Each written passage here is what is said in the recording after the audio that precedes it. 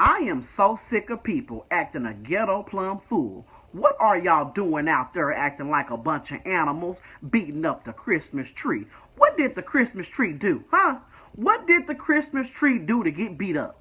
Out there screaming and yelling and ripping up the Christmas lights. What in the world did the Christmas lights do to y'all, huh? And what is it going to change? Let me know. This is a season of giving, so I'm going to give y'all some advice. While y'all out there acting like a plumb fool in the cold, y'all gonna mess around and get sick. So stop by your local pharmacy, pick up some meds, and go home and go to bed. And oh, before y'all go to bed, this is a season of sharing, so let me share some info with y'all. Jesus' birthday about to come up, so don't act a fool on my father's birthday, okay? I know that much. Well, good morning. We're out here on Mount Huth. I was checking the rain gauge. I thought it might be storming up here on the mount, but it was certainly sunny in the valley when I left. But I checked the rain gauge in the hallway, and it's dry as can be. So I guess we're going to have maybe a dry year. Maybe we didn't even need to fix that spillway up there in Orville. If you stumble across this, you don't know what you're listening to. This is Live with Lou, and this is Lou Benninger with Santos Vigil here today. And we're going to plug away for 3 hours till noon. We are speaking live today, so you can call in if you want to. But I've been mentioning that someone stole our Jefferson banner. It's the second one that's been stolen. Now we got in here this morning, someone stole our live stream box.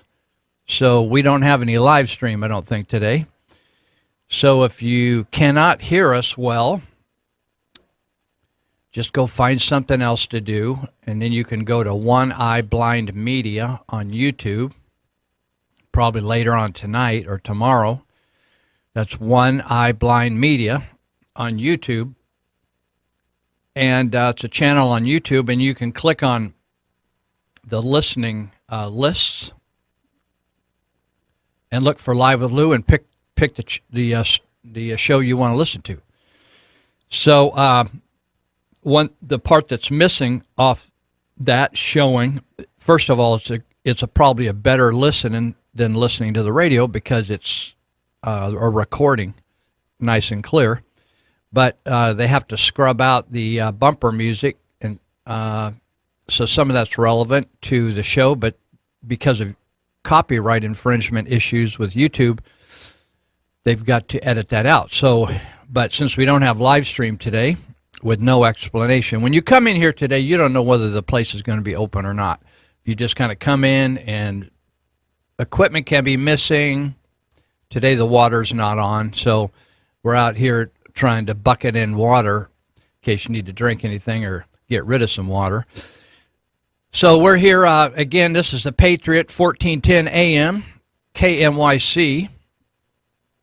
We're out here on Mount Huth in East Yuba County, the big area called Linda, and we're just above the cannabis cloud. You just get a whiff every once in a while. So welcome, and we may or may not take your call. They had quite a few calls in the previous show. They had a little contest going on where did Black Bart commit his last crime. So I thought, well, somebody's actually listening this morning. So this last week, some of you may not even pay attention to this, but last week was on December 7th. It was the memory or the memorializing of the attack on Pearl Harbor. And for those who have forgotten or maybe never really learned much about it, I want to make a few comments about the attack on Pearl Harbor. At that time, it was in 1941, and the Japanese were taking over areas in the Pacific, and the Germans and the Italians were working together to take over Europe. And at 7:55 a.m., that's in the morning for those out in Olivehurst and Linda, 7:55 in the morning on Sunday, December 7th, the Japanese felt that at that time in the morning and on a weekend, the Americans would be taking it easy, sleeping in, maybe going to church or something like that. And so they chose that specifically. They'd been planning the attack for over 1 year. And they were a couple of hundred miles offshore, and they began to send their planes in, and the attack lasted for about 110 minutes, from 7:55 to 9:45. Their airplanes came in two waves, approximately 45 minutes apart, and they hoped to destroy the aircraft carrier fleet, but they missed that fleet. It wasn't sitting where they thought it would be in port. But they traveled 230 miles and then began to drop their bombs. They sent 4 small submarines in also to assist. And anyway, they did a lot of damage. And the Japanese fleet consisted of 353 planes. And originally, when they were picked up on radar, like typically of most things like this, is the people operating the radar apparatus mistook the planes as friendly aircraft, as American aircraft, and misread it, which many times disasters happen because somebody didn't do their job. And so they attacked various airfields, Hickman, Wheeler, Bellows, Ewa, Schofield, and Kanoi airfields, damaging lots of planes, and they damaged lots of many ships as well. There were, if you read up on this, you'll see different numbers, slightly different, but a total of 2,335 U.S. servicemen were killed and 1,143 were wounded. 68 civilians were also killed and 35 wounded. The next day, now we wouldn't have done this these days, we wouldn't declare war this quickly, but Franklin Delano Roosevelt declared war the next day. And then right after that, Germany and Italy on December 11th, 4 days later, declared war on the United States. And so we were in it with both feet. Now, just to compare those losses to the 9/11 attacks on the United States in 2001, September 11, 2001, when the Twin Towers were hit by terrorists from Al-Qaeda, there were 2,996 people killed, and of course, many people damaged from that. But of that 2,996 people, 343 firefighters and paramedics lost their lives, 23 New York City police officers, and 37 Port Authority. I bring that up because attacks on the homeland of America are rare. And so those are the two prominent ones, with the ones standing out, of course, for all these over 70 years on Pearl Harbor as the initiation of the war. There was a great, in fact, you can still see it online at territorialdispatch.biz, B-I-Z. You can see a great aerial photograph of the Arizona, and the museum on top of the Arizona. The water, you can see right through the water to see the ship underwater. It's on the front page in color of the Territorial Dispatch if you're interested in looking at it. So that's an important date for me because it triggered my father's volunteering for the U.S. Navy, which he spent the rest of the war in the Navy, and my uncle going into the Army Air Force. So I'm sure a lot of you have memories. A lot of times around Veterans Day, people post photos of their loved ones that have served in many of the wars that have kept us free. They post them on Facebook, which I always enjoy looking at them and reading about them. So for those who served during that terrible war in the Pacific and in Europe, we remember you today. This show is a show that we've been doing for about 5 years now. Maybe it's been pushing 6. I don't know. This is about our anniversary. Let's see. We're past our anniversary. I think we started October 18th many years ago as a 1-hour show, but we're here today 3 hours, and we actually pay for our own time. We're just here on our own. We're talking for food. Randy Fletcher, supervisor, 5th District, left me a donut to eat here, so he's taking care of me for the next 3 hours. He said he got a little queasy coming in today. He got a little jittery, needed to go down and get some food, so he bought the best food in town, which is, of course, donuts, and brought them in. So that's the first donuts we've seen around here since the fish left. I think when the Occupy Wall Street people used to harass us. Somebody used to bring donuts. I don't know whether it was the Occupy people or whether it was the fish sneaking them in like Santa Claus. But we're here because of a couple of groups that like to support us, and that's the Sutter Butte's Tea Party Patriots. And they meet on the first and third Monday night of every month out at the Church of Glad Tidings campus at Eagle Road and Highway 99. Or you can go out Live Oak Boulevard and get to Eagle Road as well.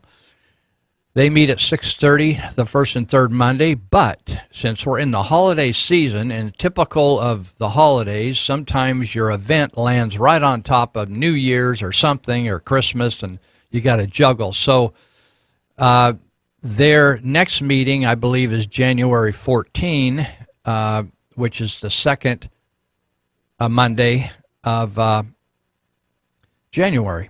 So they're taking a little powder for December and the first Monday. And so it'll be the third Monday of January, the 14th, I think it is. So the cool thing about the Tea Party Patriots is they are continuing to bring in speakers and discuss what's going on in our community and highlight how far away from the Constitution we're getting and how far away we are from small government, responsible government, honest government, the kind of government that the founders dreamed about and tried to launch. And so if you want to do more than just whine about it and moan about it at home, get involved with the Tea Party. So the other people helping us out here, we have a couple advertisers, Greenitz Construction and the Plumbing Doctor. You'll hear about them later, but Elite Security, those people, and they also run API Academy. And so Elite Universal Security, if you want a job in the security business, or maybe you want to be a dispatcher, or maybe you want to just do any of the kind of tasks that they have, they got jobs. In fact, I noticed on their website at EliteUniversalSecurity.com, they got jobs if you want one. So EliteUniversalSecurity.com, or you can go and you can go to school out there. You can get all kinds of classes through these guys. It's called the API Academy, api-academy.com, to find out all their different schools, classes that are being conducted off into the future, and you can dip into them, and you can actually get involved, and you don't have to be 18.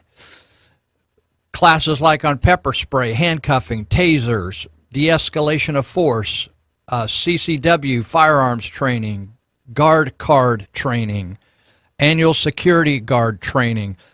Lots of good courses, so check it out. You want a job, or maybe you think, hey, I'm getting ready to get out of high school, and I want to go take some courses, and they may be a lot less expensive than going to Yuba College and getting some of them. Or maybe it's too soon for you to go to Yuba College.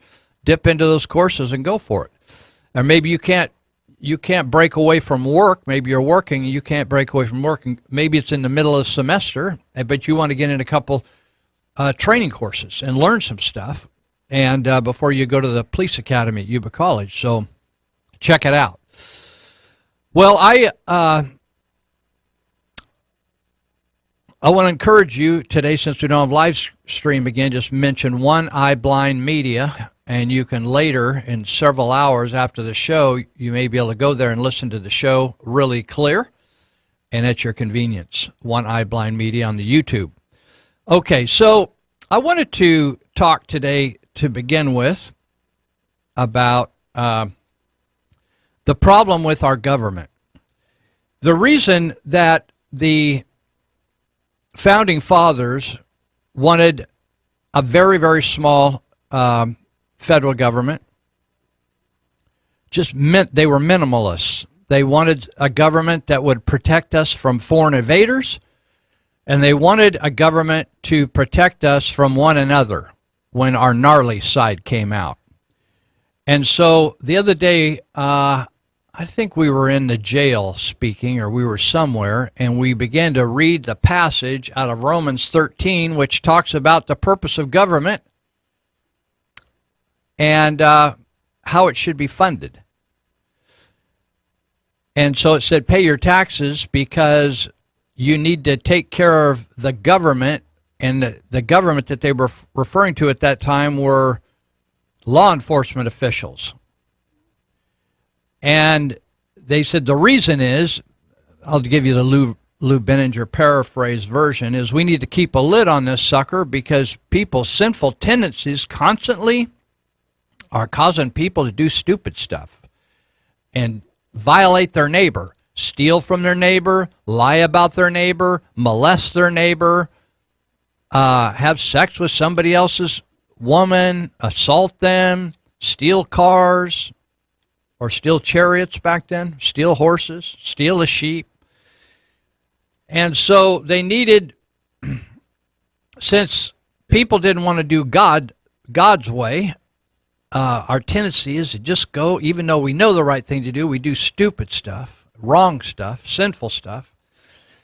They needed law enforcement to take care of business. But the Founding Fathers thought, hey, we need to even keep a lid on that, so everybody needs to be packing their own weapons at their home and teach their kids how to shoot them. Did you know that the Founding Fathers even taught they said, listen, we just don't want mom and dad to know how to use the musket or whatever they were shooting in, but we want the kids to be trained, not because they may have to deal with somebody wanting to assault them or steal a donkey or shoot a deer for meat. It was to take arms against the government, which they knew always had a tendency to overrule, stick their nose under our tent, mess with us, control every move we make, tax every move they make. And they said at some point you may have to take up arms against the government. That was the reason for the Second Amendment. Not hunting, not protecting you against the gang member down the corner who's doing stupid stuff. And so what we have today is everything that the Founding Fathers feared. You can't make a move in your life without checking in with government or paying government something. I was just vibing back and forth with my contact, a friend in Vietnam, and he said, because yesterday he said the police called me and they're coming to investigate me. In Vietnam, the police know everything that's going on everywhere. They have police about every block. They have someone overseeing a certain turf. And so, particularly if you're a Christian, you get investigated a lot. And so he said they notified me that they're coming. So they had to clean up their area of Christian materials. So they hauled all that out, so they wouldn't get our stuff. And they came and interrogated him. And they had moved since the last time the police had come and seen them. So they tracked him down and they interrogated him and asked them lots of questions. So I said, why didn't you just leave town for a while, tell them you'll see him in 2 weeks? They said, Lou, if I told them we were going to leave town and go up to the Central Highlands, they would have said, well, why are you going up there? See, people in America are stupid. They think, they have no idea. In fact, I was telling my friend in Vietnam, people have no idea what's going on. And I said, my friend over there, I told him, people in America actually want to become more like you guys. He said, Lou, they're crazy in America. People are crazy in America. He said, people can come to you in your city in Vietnam and tell you to leave. Just leave the city. We don't want you here. You belong in another city. And so that's what government has become. If you notice what's happening is government is bigger and bigger, taking away your rights.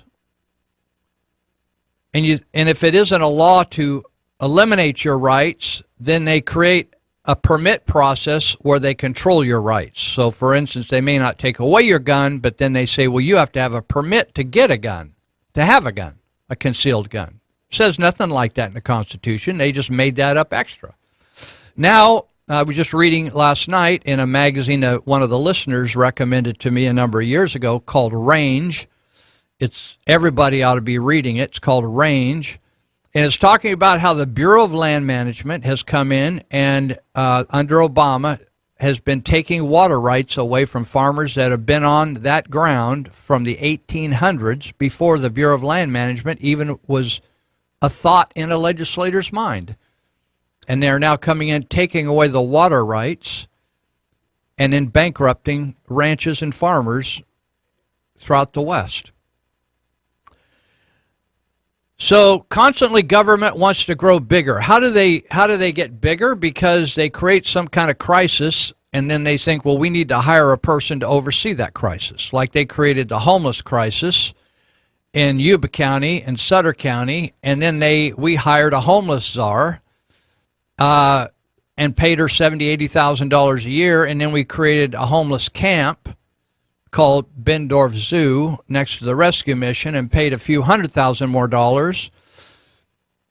So we just constantly expand government. I'm going to go over that today because there's an article in the Repeal Democrat in yesterday morning's paper by Jake Abbott talking about that public safety officials are claiming we're running out of money and we're not going to be able to save your life, damn it, because we're just running out of money. Are we out of time?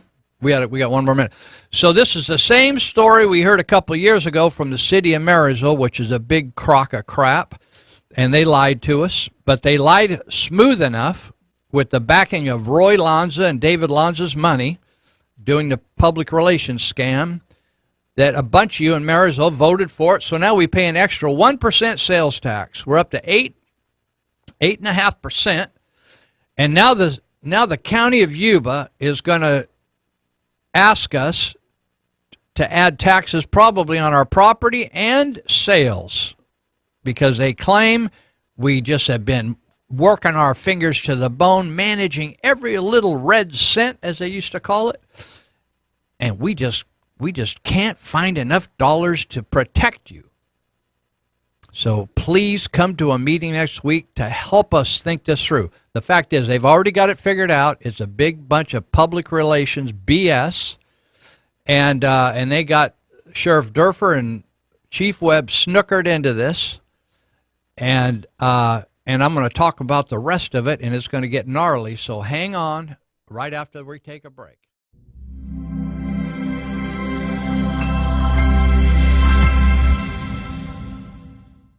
Are you content being a slave of California government? I'm Randy Thomason with your SaveCalifornia.com Minute. You're already suffering from too high gas taxes. You'll be hit with higher DMV fees starting in January. Then you'll see another hike when California's more expensive summer blend of gas kicks in. And if the price of oil increases, you'll pay even more. Obviously, we must repeal the corrupt and unnecessary tax and fee hikes of the Democrat politicians, and we must stop them from doing it again. That's why I'm happy that a constitutional amendment has been filed and approved for signatures. Its language is solid. But to have a realistic chance, this gas tax repeal needs a conservative multi-millionaire to pay for professional signature gathering. See more at SaveCalifornia.com. Fighting the good fight for your values in California. Bringing new meaning to the term first responders. Fellow community members stepping forward, volunteering their time to help others faced with what might be some of the most traumatic incidents in their lives. It's called the Trauma Intervention Program, or TIP. It's been used in communities across the United States for years, and its volunteers have been dispatched to provide what they call emotional first aid. A collaboration between police, paramedics, fire departments, and even hospital staff is making sure residents are emotionally taken care of in a time of crisis. Residents are volunteering their time with the Trauma Intervention Program, or TIP, dispatched to the scene of a fire, accident, or death to focus on the emotional needs of those left behind. It's just being there and being comforting, like a good friend or an extension of your family. Ready to assist, sit, and listen to community members in a time of tragedy. To learn more about the Trauma Intervention Program, visit yubasuttertip.org or call 673-9300. Hello, liberty-loving patriots. This is Chrisanne Hall, Liberty's lobbyist and founder of Liberty First University. You're listening to Live with Lou on KMYC 1410 AM, The Patriot. The founding fathers and mothers didn't pledge their lives, their fortunes, and their sacred honor so we could sit around and rest on their laurels. They expected us to exercise our God-given rights and to practice eternal vigilance, to monitor and hold accountable our fellow citizens to whom we delegate power. The federal government is not the supreme law of the land. The Constitution is. To learn more about the Constitution and to help Lou and me get the word out about how our founders truly wanted this republic to operate, visit me at chrisannhall.com and at Liberty First University.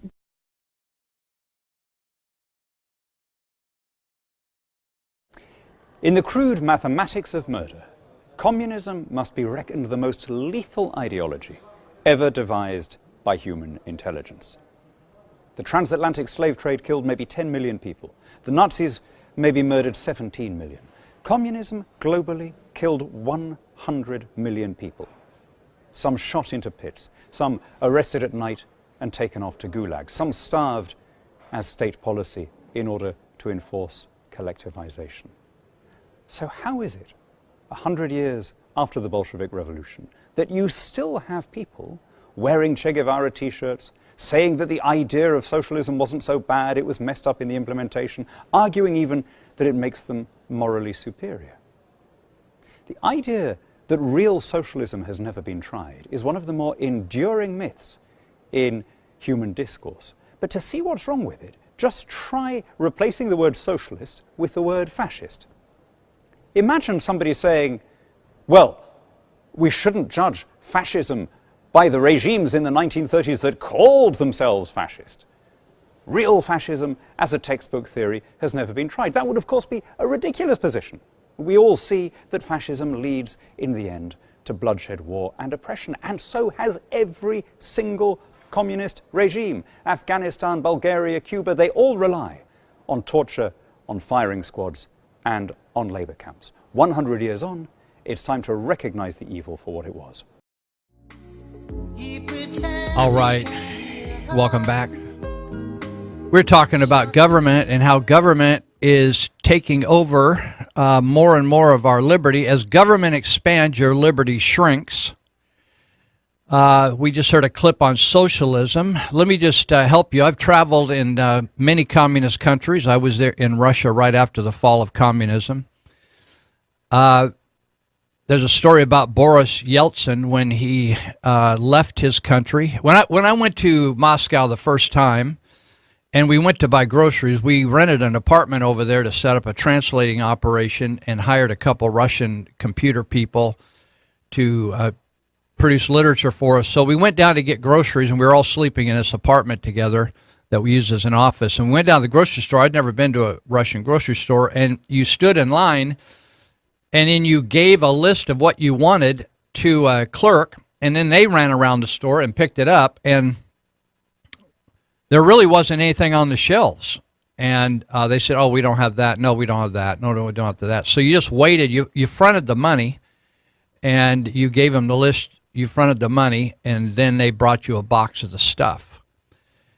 So it said that in capitalism, the bread waits for you. Like I was in the grocery store yesterday, and there's a whole aisle with all different kinds of bread. There's pumpernickel bread, there's rye bread, there's sourdough bread, there's white bread, there's various white breads, there's wheat breads, Russian rye bread, all kinds of breads, sliced bread, unsliced bread. They say in capitalism, the bread waits for you, crying out from the shelves, buy me, take me. And people fight to put their bread on the shelf because they want to sell their product. So they want some space on that shelf to peddle their new bread, like the 7-seed whole wheat bread. But in socialism, whereas in capitalism, the bread waits for you, in socialism, you stand in line and wait for bread. That's the difference. And so what we have now is, because we are hundreds of years since the founding fathers came up with this plan, we actually have a government that doesn't even look anything like what they planned, and it doesn't follow the Constitution, as you just heard Chris Ann Hall say later.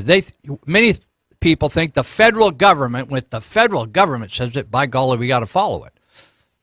Chris Ann Hall says, no, you don't have to follow any law if it violates the Constitution. Well, most of what's going on in our country violates the Constitution, and I'll talk a little bit more about it later. So what we have in right down to the local government, we have the same exact problems in local government as we had at state government, and we have at the federal government. We have morality problems. We have people getting fondled.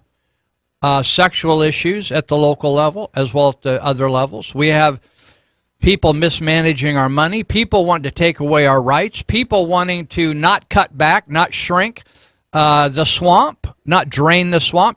We don't have people in any party wanting to drain that swamp, neither at the local level. So all you hear at the local level is we need more money.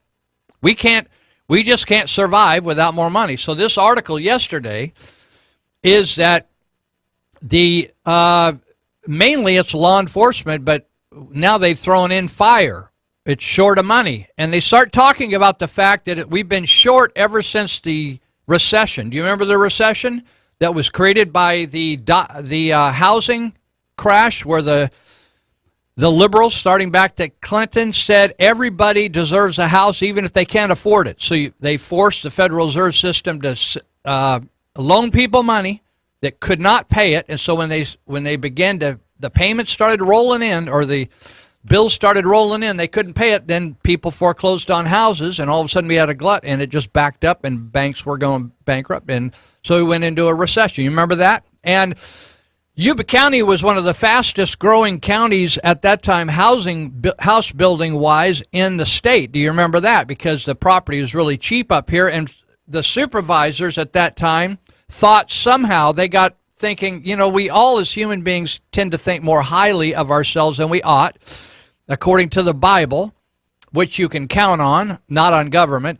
And so they thought that somehow there was something they were doing, those 5 supervisors, to create that great boom in Yuba County. And so they thought, my God, we're so important, and we are way underpaid, and they doubled their pay. And they went from about in the high 30s to $80,000 over a couple raises. When you count in all the benefits, health, and did you know that supervisors actually have retirement? So they got all these raises, and the other thing they did, when all this money was coming in for building fees, and there was a boom going on in Yuba County, is Robert Bendorf and the supervisors, Robert Bendorf is the county administrator, said we feel so kindly towards all of our employees, we want to give them retroactive raises all the way back to the first day of employment. Some of them got raises, bumped their pay over $1,000 a month. In other words, these people agreed to work for a certain amount of money and came to work for the county and worked for the county for many years and got raises here and there. But then we went and said, we love you so much and we got all this money we don't know what to do with. We're going to give you retroactive raises, and those raises actually then will follow you right into CalPERS pensions and bump your pensions way up, spike your pensions. So they did all that, right? They gave themselves raises. They gave the entire county raises. And then the crash happened. They should have been reading the Bible, because the Bible says you shouldn't presume upon the future and do stupid stuff like that. But then the crash happened. Do you think that they took any of that money back or those raises back? Do you think that the supervisors took responsibility for that crash, even though they took kind of responsibility for the boom? Nope, they didn't take any responsibility. In fact, I remember when Andy Vasquez, when he got elected or got appointed, he brought up the fact that he thought they ought to cut back their salaries, and they made fun of him and mocked him. And John Nicoletti and Mary Jane Griego says, we deserve every nickel we can get, and if you don't pay people a ton of money, you're not going to be able to get good quality candidates, even though they joined at half the price.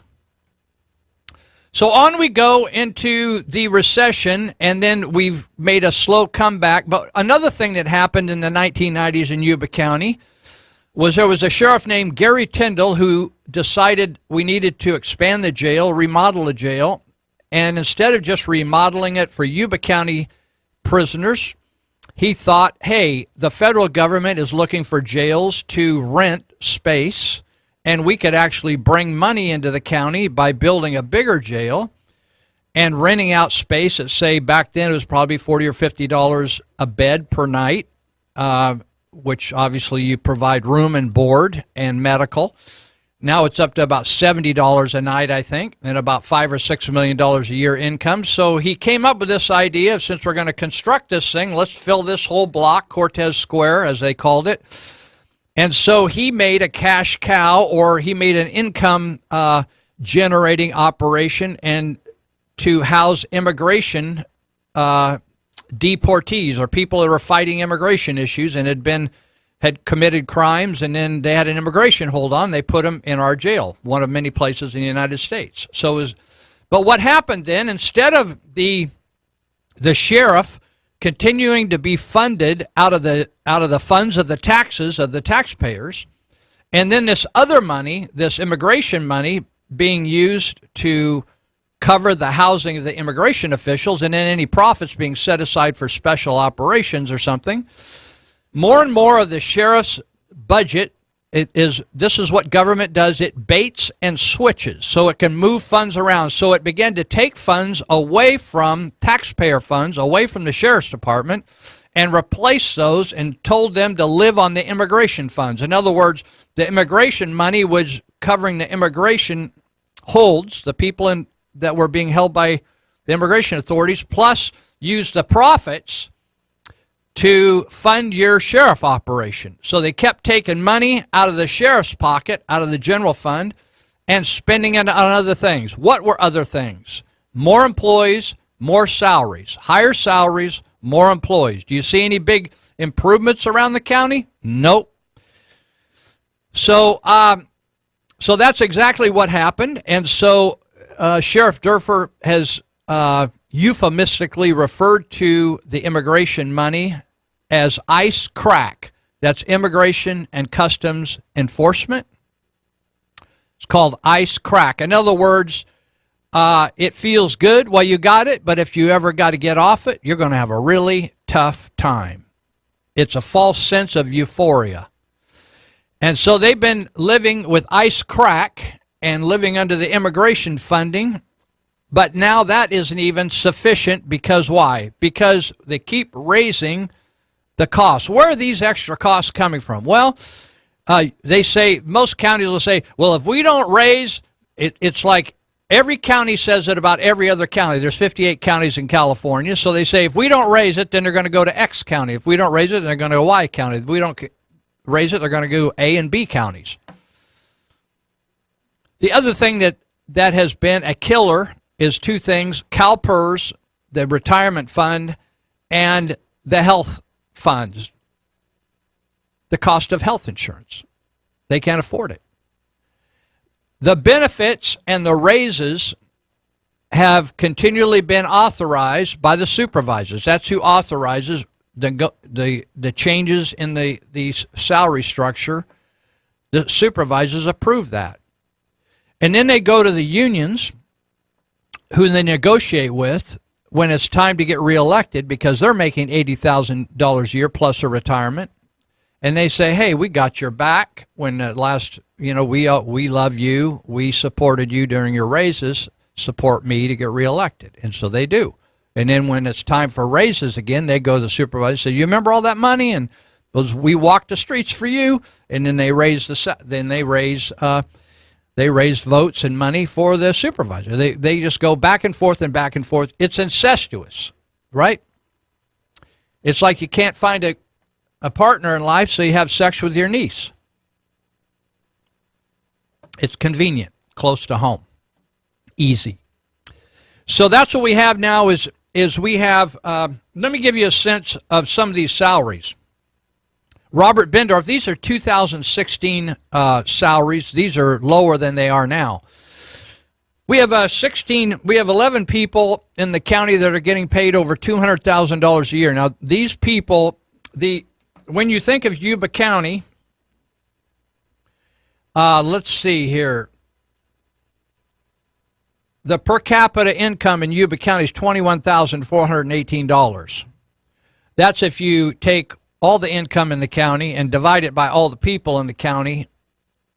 That's $21,418. If you look at median household income, that's counting all the income in the households, and the median is halfway between the lowest and the highest, right? It's $48,739. So a household, a median, most of the households right in the middle are making around, say, $45,000 to $55,000, right? Hold that thought as I tell you these salaries. There's about 75,000 people in Yuba County. Now, in order to manage the government,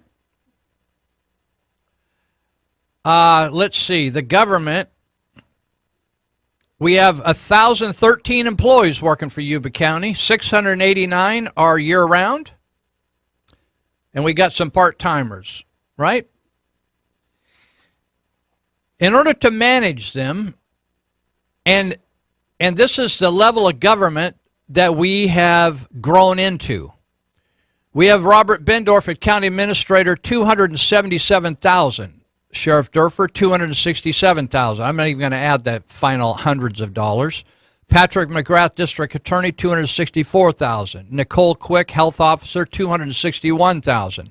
Kevin Mallon, Community Development Service Agency Director, $239,000. The County Council, she's gone, but they got a new one. She was at almost $240,000. Jennifer Vasquez, Head of Health and Human Services, welfare, basically, $227,000. There's a bunch of them in the 200,000s. Now, I am all for law enforcement and fire because it's constitutional and it's biblical. We need it, right? It's public service. You got it? All the other stuff, health, welfare, it isn't even in the Constitution. That's just extra foo-for-all. Now, this is a shocker. I'm going to give you some numbers on people that are just managing people that ain't working. Health and welfare. Health and human service. They don't like to use that term welfare because it has a baggage with it. Jennifer Vasquez, who is Director of Health and Human Services, is $227,000 and change. Tina Taylor, Director of Child Support, $206,000 and change. Kathleen Cole, Deputy Director of Health and Human Services, $190,000 and change. Pamela Morash, Deputy Director of Health and Human Services, $185,000 and change. We even got a Chief Information Officer. Let's see, we got 75,000 people in Yuba County. We have to have an information officer to inform us of stuff, right? $185,000 for that. Got it? Let's see. Who else we got here that I could tell you about? How about this person? Carol Newsom, Health and Human Program Manager. Just keeping track of all the programs, $154,000 and change. Now, when you add up these health and human services, just people that are over welfare. This is stuff the churches and nonprofits used to do before government took over. Charity. This is forced charity. This is taking your money. Andy Vasquez was talking in his show earlier with a couple supervisors. We had 3 supervisors in here. He's talking about people stealing from each other. This is legalized theft. We have government passing laws. You didn't get to vote on it. And they pass laws to create more government. Then to fund that, they raise the taxes that you didn't have anything to do with. They take your taxes, and then they give it out to people that are making in one of the poorest, if not the poorest, county of 58 in California. People are approaching $300,000 a year. Now, when you add up these 5 women that are running health and human services, it's over $1 million a year. Almost 1.1 million a year. These people are wanting more of your money. Now, they say it's for law enforcement. Now, let me just tell you, in recent history, some of you are already forgetting this. The city of Marysville, after making a very bad investment decision, which they shouldn't even be involved in making investments, the city of Marysville. No one has any skill down there with that. They shouldn't be risking taxpayers' money for anything. They risked it. They got us into a $17 million bond payback on 5.5 acres right across from Ellis Lake. It's just barren ground that they're hoping that somebody will come in and buy from them. They bought that right before the recession. They've rebonded it. They bonded it twice. They bonded it, then they rebonded it because they still couldn't make the payments. They can't make the payments on it. So instead of like saying, we screwed up and now we need to have a tax increase to pay back this bond, what they said was, we're not going to be able to provide you police and fire. They lied. Just flat out lied, and they got in a big developer by the name of Roy and David Lanza to fund the development because the city council is forbidden by law to campaign and pay taxpayer dollars to against the people on a tax increase. So they went out and they got a developer to fund that. And then they turned around and gave him a marijuana dispensary. Now, how about that? So what we have is the first time they went out for an election on that, the voters turned it down. The second time they went out with the Lanza money and sent out a lot of slick flyers, convinced enough people to raise taxes by 1%. Because of the way they designed that measure or proposition, however you want to say it, they were not mandated by law to use that for any particular reason, the money, $1.5 million a year coming in for 10 years. And so they said, hey, trust us. You can trust us. We love you guys. We're your city council people. Trust us. And we're going to actually get a citizens committee to oversee us and give you confidence in us so they'll make sure that all this money that we're bringing in goes to police and fire. You heard anything about that committee? Do you think that money went towards police and fire? You know what the first thing they did was when they started collecting that money? They raised the salaries of employees in the city, including the administrator, the county manager, Walter Munchheimer, as if he, you know, in government, you do not have to perform well to get a raise. Did you know that? I never got a raise in my life that it wasn't based on performance. Just because I breathed and then I had normal blood pressure, they did not give me a raise. But in government, if you breathe and your butt is warming the seat, you get a raise. And so Walter Munchheimer got a raise, and just a few months later, when the city council disagreed with him on an issue, he quit. And he took his spike in pay to increase his retirement, and he's moving.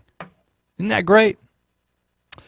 So when they promised, oh, we're going to use all this money for police and fire, they didn't. And you know what happened next? Not only did the money not be dedicated to police and fire, they turned around and they bonded another about $1 million. In other words, bond out there in Linden Oliver, so that means you go to your buddy and somebody fronts you some money so you can go buy some dope. So they got some money fronted to them, and they bought 19 brand new police cars. Now, did they need police cars? Yeah, they probably needed some new police cars. Did they need 19? No, they didn't need 19, all of it, but they just got a deal they couldn't refuse. I don't know how many out there believe in borrowing money, but I'll tell you, you can't find anywhere in the world that endorses that in money management, whether it's biblical or not, going out and borrowing money, borrowing money, borrowing money. As they say in the Bible, the borrower is servant to the lender. In this case, the borrower is the taxpayers of Marysville. We're servant to the lender. In other words, our money, instead of going to improve parks, to improve the curbs, gutters, sewage, trees, plant trees, improve things, it's just going to interest. Millions of dollars in interest each year. And we were told that this extra 1% tax was going to secure us, police and fire. Well, it didn't, because we had to go back out and borrow more money right after we give them 1%. And there's no guarantee. Do you think if we change 3 city council people at the next election, any of those people are going to be cognizant? That means remembering or familiar with or care about the commitment they made. You think politicians making a verbal commitment that is not in law? There's nothing in law. There's nothing on the books. There's nothing mandated that you can take them to court and say you misappropriated funds. They can spend that money on Dr. Pepper, cases of Dr. Pepper. They can do whatever they want with that money. Build a new city hall, do whatever they want, that extra tax. Now we have Yuba County saying, we're all going to meet here this coming Tuesday. We want you to come on over at 1. They're going to start at 9 in the morning, but at 1:30 they're going to discuss ways to raise money. This has nothing to do with you. All it is a big old hoopty-doopty. And the fact is, they're going to eventually put on the ballot to raise taxes, and it'll only take 50% of you plus one of you, 50% plus one, to get that passed. And there's going to be no guarantees. Okay, we're going to come. That's the bad sign right there that I've spoke too long. We'll be right back for 2 more hours.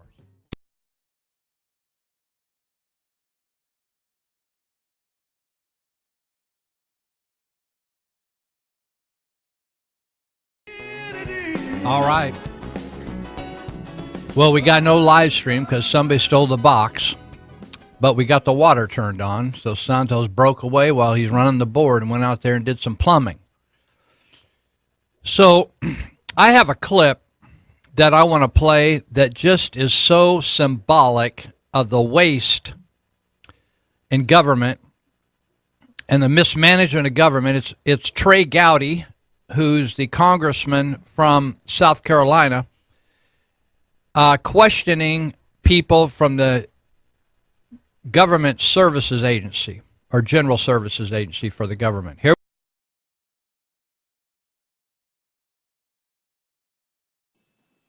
Our fellow citizens' frustration with government. They are absolutely convinced that we spend their money differently from the way that we would spend our own, and they are exactly correct. The rest of America cannot comprehend of a $44 breakfast. They are pouring generic brand cereal while you are eating a $44 breakfast. The rest of America would never conceive of a $7 Monte Cristo mini sandwich. And neither would you if you were spending your own money. You don't go out of your pocket and buy commemorative coins. I don't know anyone who does that.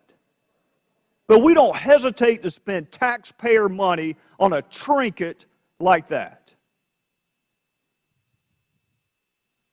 Giving bicycles to indigent children is a wonderful idea. I hate that you robbed yourself of the satisfaction of knowing what it feels like to do it yourself instead of spending someone else's money to do it. The ostensible purpose of this hearing was to exchange ideas. You know, Alexander Graham Bell has this marvelous invention called a telephone. Or better yet, video conferencing. The notion that you have to spend $800,000 to exchange ideas is laughable and perhaps criminal. And the part that galls me the most is the hypocrisy of GSA not even following its own damn rules. You are so quick to make everyone else follow the rules, and you can't follow your own rules. You have an event planner on staff. That'll come as quite a surprise to most taxpayers. What will come as even more of a surprise is the fact that you didn't even use them. You paid somebody else to plan the event despite the fact that you have event planners at taxpayer salary. And the scouting trips. You know, Mr. Chairman, the tribes of Israel sent 12 scouts into the Promised Land before they decided to invade, and GSA has to send 15 to Las Vegas to check out a hotel. Do you not see the outrage in that? Mr. Robertson, do you see it? Absolutely. This conference was outrageous.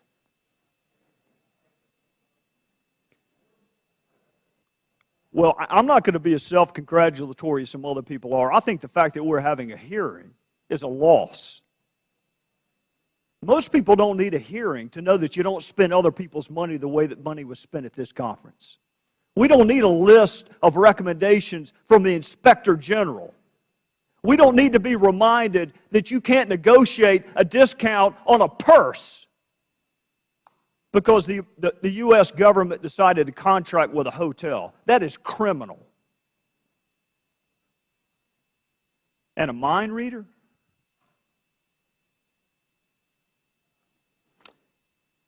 My guess is they will not need a mind reader to find out the American public has lost confidence in the institutions of government. And the response, I want indictments, Mr. Inspector General. That's a great way to get people's attention, an indictment. Not a memo, not corrective measure, an indictment. I went through your report and I wrote 25 times, what's the penalty? What's the penalty for doing what you found that they did? What is the penalty for negotiating a discount on a purse for your personal use because you work for the government and you steered work? What's the purpose? What's the penalty for tipping off a competitor of another bid? That sounds remarkably criminal to me, Mr. Inspector General. All right. The reason I played that is that goes on in our own community. I'll give you an example. The Yuba County supervisor is going to be asking you for more money. Robert Bendorf and his wife both work for the county. They make together about $430,000 a year. If you can do the math, that's about $30-some thousand a month. And what Trey Gowdy was telling the general services people is they went out and got some bicycles for indigent kids. They said, why didn't you use their own money to do that? Did you feel good about taking someone else's money? It'd be like me taking my neighbor's money and going out and giving it to the poor. But that's exactly what we did in taking our taxpayer money and building a camp and starting to fund people that are homeless, quote unquote, vagrants, derelicts, whatever happened to them. Everybody's got something happen to them. Even people who are living in houses are having tough times at different times, getting cancer, having kids die. I was just with a family at the hospital whose 11-month-old boy died. So they had a house, so everything ain't as bad as just not having a house. But the supervisors felt good that each supervisor's making $80,000 a year over there in Yuba County. Plus, everybody's doing really good over there. $270,000, $77,000 for Robert Bendorf and wife Melanie working for the DA's office, making another $152,000. Honestly, they could fund that whole homeless thing themselves and still have plenty to live on. But instead, it's somehow the taxpayers' responsibility, but we didn't have any say in it. And now we're out of money.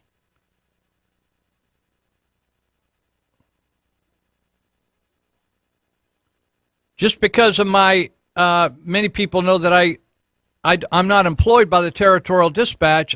I used to write some articles for the Repeal Democrat, letters to the editor, and then I finally quit because they always wanted to change them. And I thought, well, I used to tell them, if you want to change my letter, why don't you just sign it yourself? So I just finally quit fussing with them. They didn't want to do their own research. They wanted me to do the research for them. So anyway, I started writing an article here and then for the Territorial, but because of my involvement with the Territorial, I know this to be true.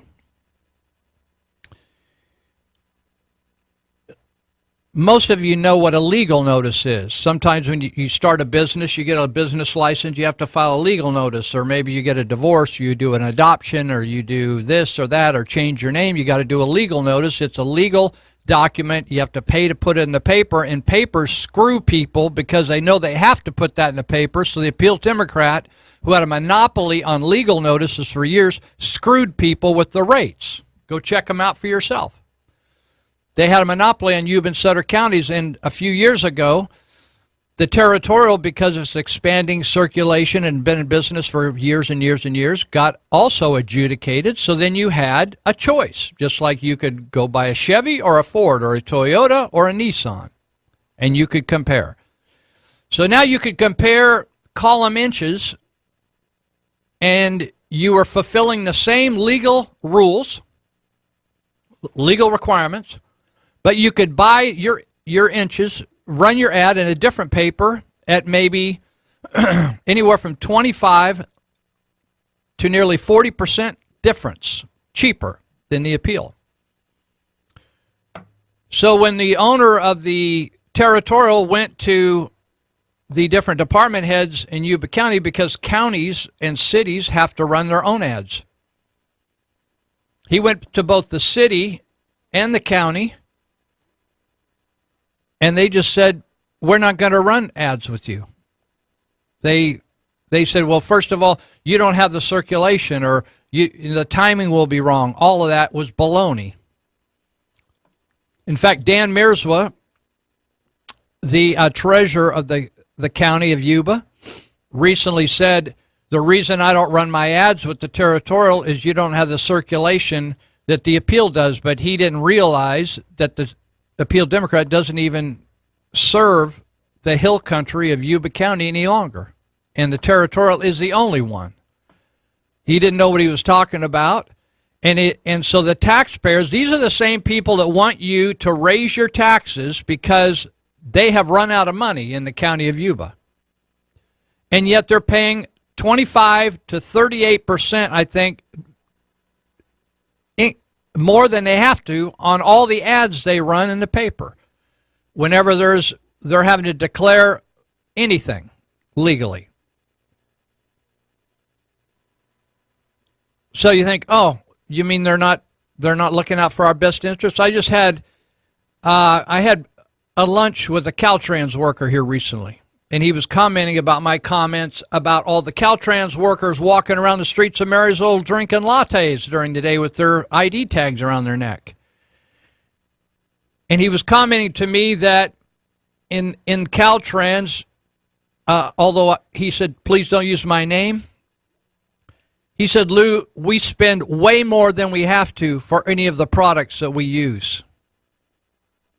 And you can just imagine all the products they use, right? You see people going up and down the street, they're painting, they're building, they're using coatings, they're using signs, metals, all kinds of stuff, right?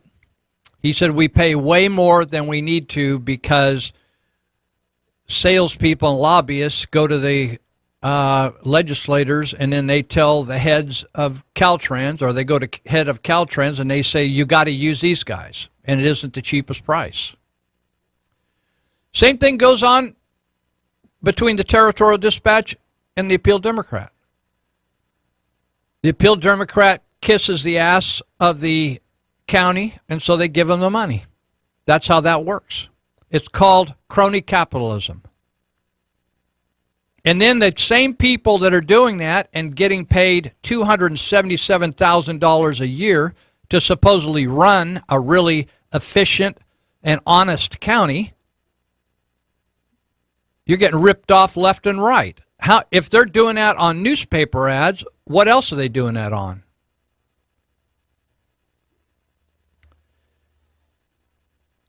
In the mid-90s, the supervisors wanted to have a tax on hotels called a transit occupancy tax. And the reason for that, I want you to listen to the reasons, because the reasons never hold up. Oh, we need to raise 1% in the city of Marysville to keep our police department. They'll take care of our police and fire. And then they use the money to give all the employees raises. So they wanted this transit occupancy tax, a TOT. They called it a TOT. And they asked Hal Stalker, who was the supervisor in the 5th District, and they asked a longtime opponent, John Missler. He was also a supervisor in that same district. They asked them to do an ad together to convince you to pass this tax. I remember voting against it myself. But it passed because you were convinced that this was going to benefit tourism. This tax, we were told, was going to go into a fund to attract tourism to Yuba County. And that would help businesses, et cetera, advertise the lakes, the rivers, the fishing, the hunting, the skiing, et cetera, et cetera. Do you know where that tax went? That transit occupancy tax. It went in the general fund. It just got lost in the general fund and went out to buy goodies and raises and just general spent. Add more employees. Now, you know something? I know a lot of people work for the county. In fact, some of them help me at the jail. I have health officials coming in the jail, and they teach on STDs, and that's sexually transmitted diseases out there in Oliver. You need to watch that, guys.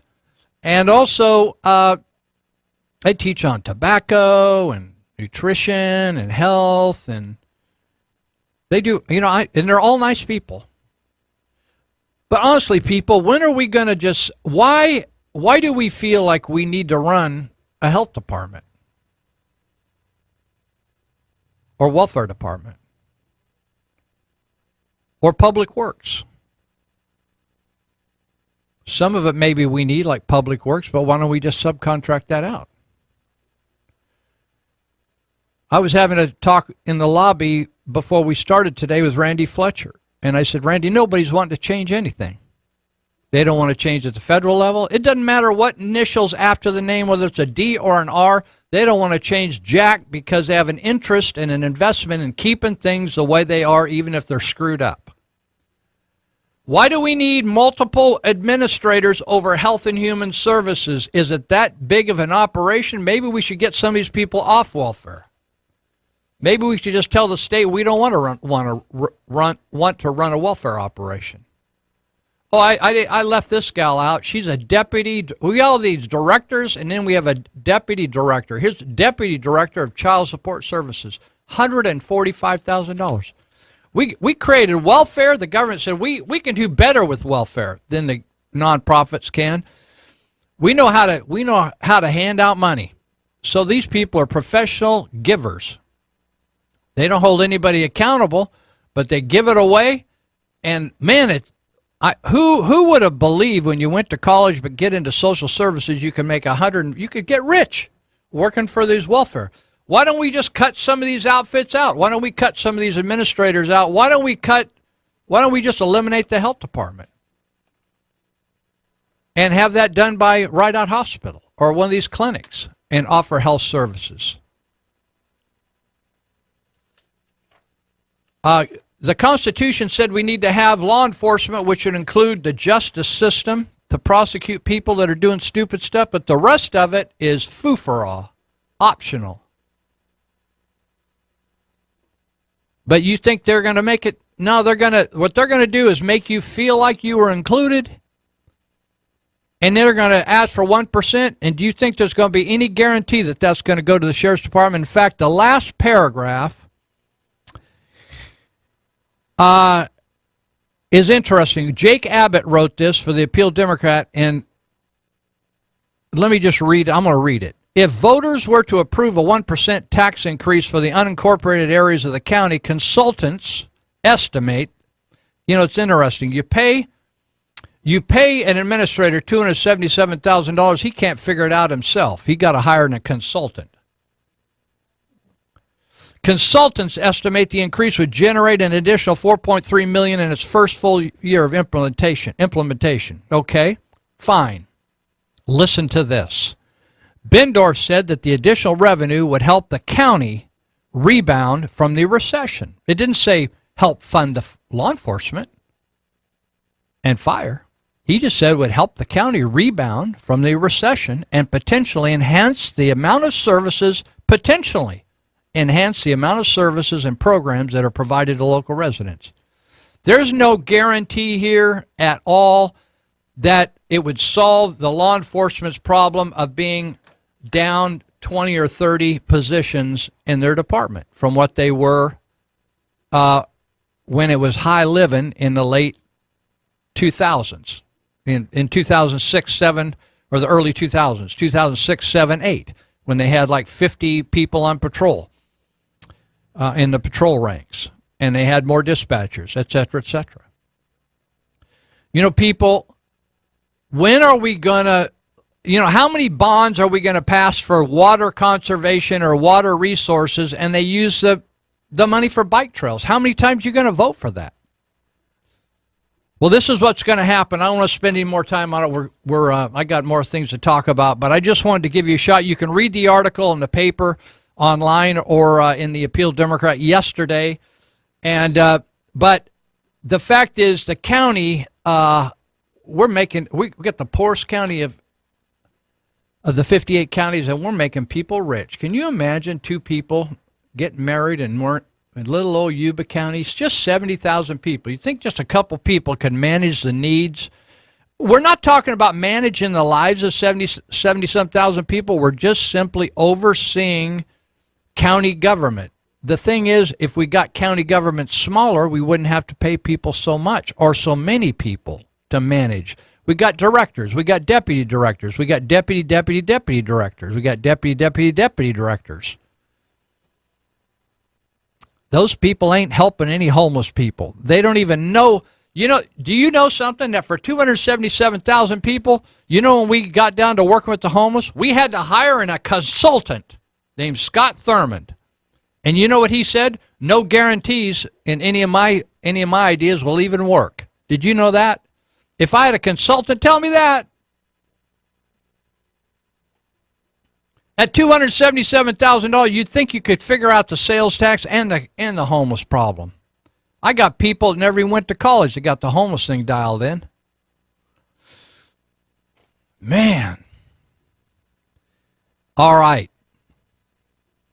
I think I got that covered. All right, let's see. I want to move down here, and I want to address this sexual perversion in our government. It's actually in society, right? And then we vote people into office, and they take their problems right in there with them. Did you know that? Some people say, you know, I worked for a church for years, and we, every once in a while, we'll have somebody do something wrong sexually, right? Now they, don't you check people?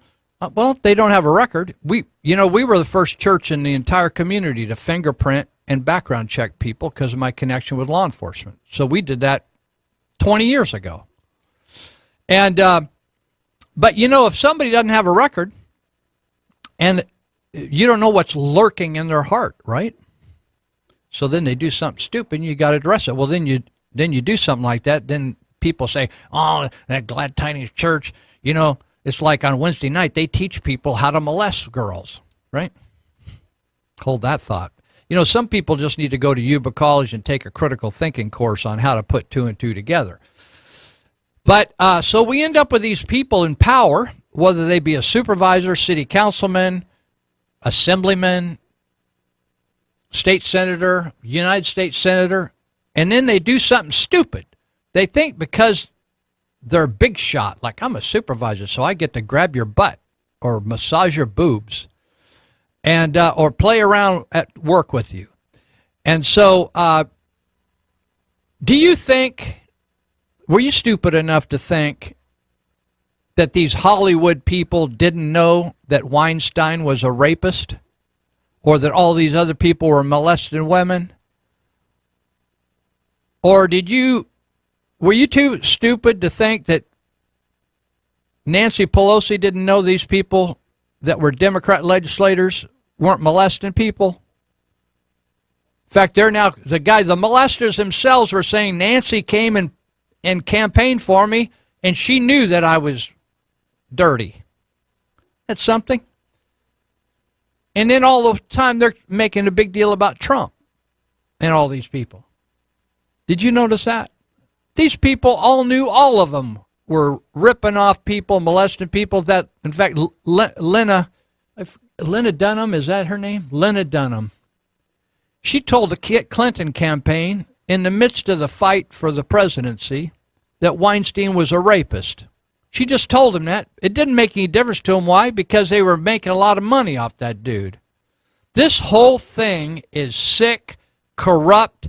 It stinks all the way through. It's rotten, right? You ever opened a piece of fruit and it looked good on the outside, and you open it up and you think that apple is just rotten to the core? That's exactly what our society is all the way through. We'll be right back. We got to take a break. He says we got to take a break. We got a half a show left.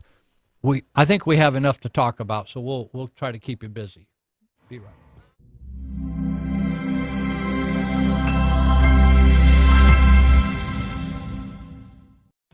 This is Life Issues with Brad Mattis, president of Life Issues Institute. The Justice Department has asked to review documents from the U.S. Senate Judiciary Committee on Planned Parenthood. This potentially implicates them in the sale of aborted babies' body parts for profit. Planned Parenthood is terrified of having their sordid business model exposed and claimed 3 congressional committees investigated them and found no wrongdoing. In reality, all 3 investigations simply ended when the Select Investigative Panel on Infant Lives was formed and took over. The panel issued a nearly 500-page report detailing evidence Planned Parenthood may have trafficked in organs of aborted babies. Based on the evidence, the panel made 13 criminal referrals. Please join me in praying that truth prevails and justice is done. Follow us on Twitter at Life Issues USA and stay informed, more informed than you've ever.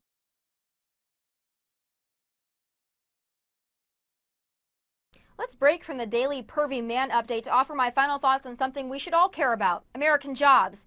And actually, just closing that book on pervy men, it was Democrat Bill Clinton who reminded us back in the 90s of 2 very important lessons. 1, the best anti-poverty measure is still a job. And 2, welfare is meant to be a second chance, not a way of life.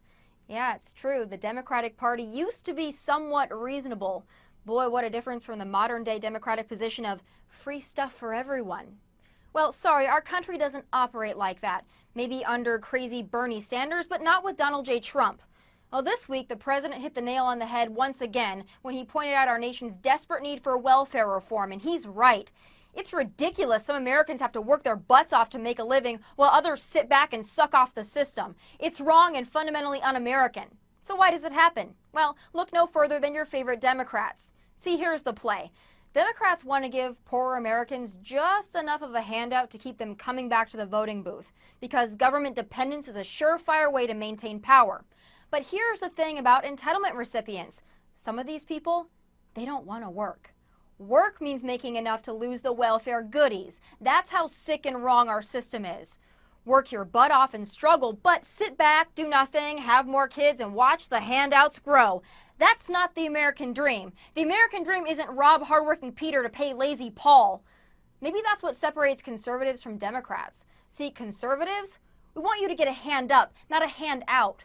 We want you to reach your potential and provide for yourself because, damn it, it feels good to be a productive member of society. The Democrats don't think you can do it. They pat you on the back and say, poor you, you're a victim, you're entitled to what others earn. That's not compassion, it's condescending and it's BS. The government can give you a lot, but it can't give you self-worth. The welfare system is meant to be a safety net, not a hammock for the system suckers. Entitlements are supposed to be for the sickest, weakest, and most vulnerable among us. If we keep letting the welfare abusers suck us dry, we won't have any resources left for those who truly need it. So let's heed the advice of President Trump and, yes, President Bill Clinton. Make America work again. Your Obama phones just turned into alarm clocks, so get up and get to work. Those are my final thoughts from LA. God bless and take care.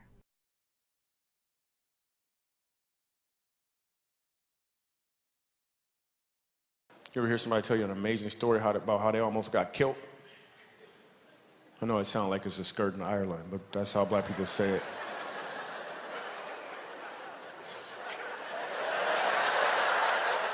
Killed, you know, man, if I would have turned this way, man, I would have got killed. But something told me to go the other way. I didn't want to be a Christian either for a long time because some Christians are creepy. There's some creepy Christians. It's creepy everything. It's creepy Muslims, but some Christians is creepy. You ever had somebody, they talk about God and their voice change all of a sudden? Like, yo, man, how you doing? Oh, I'm cool. Can I tell you about the Lord? What is wrong with your voice? What's wrong with your voice? Or somebody start praying in the middle of your conversation? You was just having a conversation. Yo, you see the game? That was a good game. Man, that game was good. God, we just thank you for being so holy, Lord. You're so awesome. I'm like, are we praying right now? You are creepy. Before I became a Christian, I would ask a girl out, and this one girl, I remember, she said to me, she said, I'm dating Jesus.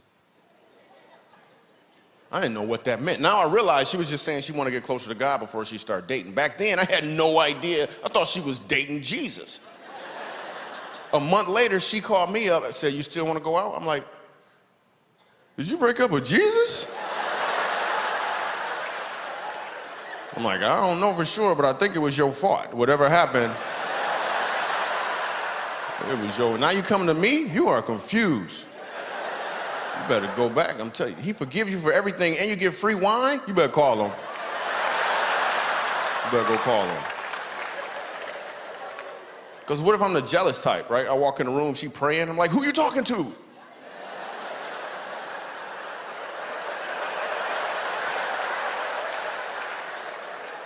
Because you got different types of Christians. This is what I found out. You got Christians who are cool, you can hang around with them, iron sharpen iron relationships, right? Then you got Christians who may have a little limp in their walk. They got the hat on, but the shoes don't match.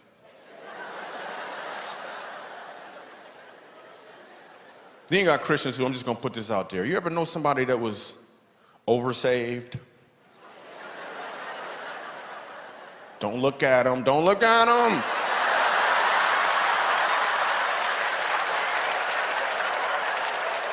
You can't even have a regular conversation with them. You're just like, hey man, I'm thirsty. You thirsty? Thirsty for the Lord. Thirsty for the Lord? Hey, I lost my keys. Could you help me find my keys? You need the keys to the kingdom. Like, I didn't drive a Kingdom today. I drove a Toyota. I know as soon as I said oversaved, some of y'all had somebody in mind, but if you didn't, somebody had you in mind. You could be oversaved. You ain't know it. Now I gotta let you know that you oversaved. Couple indicators to let you know you oversaved. Just a couple indicators. If you don't mess around with computers, because it got a cursor.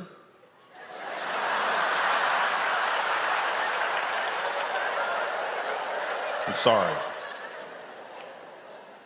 If you rebuke vacuum cleaners because it's a dirt devil. I got an aunt that's oversaved. She messes up television shows for us. We're watching Extreme Makeover Home Edition. At the beginning of the show, they always tell you the sad story about the people. My aunt gonna start praying for them. Lord, help them get a new house, Lord. Just...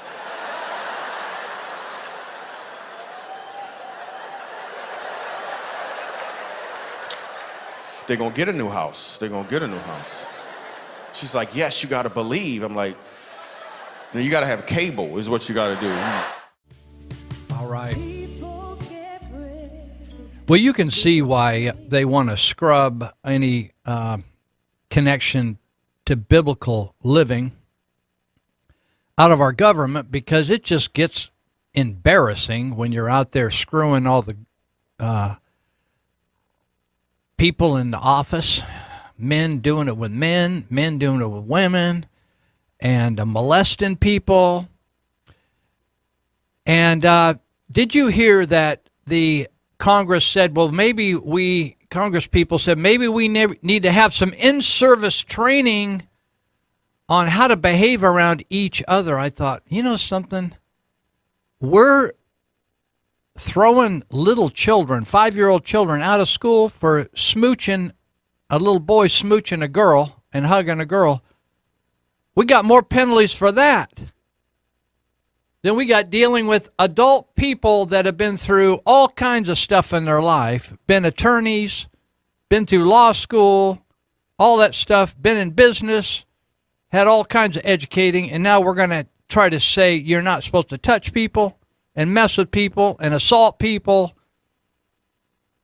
Every day now there are people falling out over this whole situation. Paul Ryan and Nancy Pelosi are just confused with what to do with all these things. Listen to all these people: Al Franken, John Conyers, Trent Franks, Blake Farenthold. Blake Farenthold is a Republican, Texas, who used $84,000 in taxpayer money to settle a staffer's harassment claim. Joe Barton, another Republican out of Texas, was sexting a constituent on Facebook and had a nude selfie of himself, got leaked. I don't know, that dude's old. I don't know whether he would be that attractive unless he was like photoshopping himself. Reuben Kehuen, a freshman Nevada Democrat, accused of proposition of former campaign aide. It just goes on and on and on. Kathleen Rice, she's a Democrat in New York. She's a former prosecutor who's been among the most vocal Democrats urging accused lawmakers to resign. Thank you, Kathleen Rice. Said much of the reason Congress's approval rating is at a historic low is because the public perceives elected officials to be applying different, more lenient standards to themselves. It's way worse than that, Kathleen. It's like laws pertain to us little people, but they don't apply to everybody else. And we're going to talk about that more in a minute. Representative Republican Ron DeSantis from Florida has offered legislation requiring lawmakers who settle harassment claims to be named publicly. Did you know that wasn't possible before? These Congress people could molest somebody and pay them off with your money and my money and stay confidential. I get sick of this confidential. Oh, I have a question for somebody in the school system. Well, that's confidential. You have a question somebody in the government. Well, that's confidential. You're just not important enough to find out anything about anything.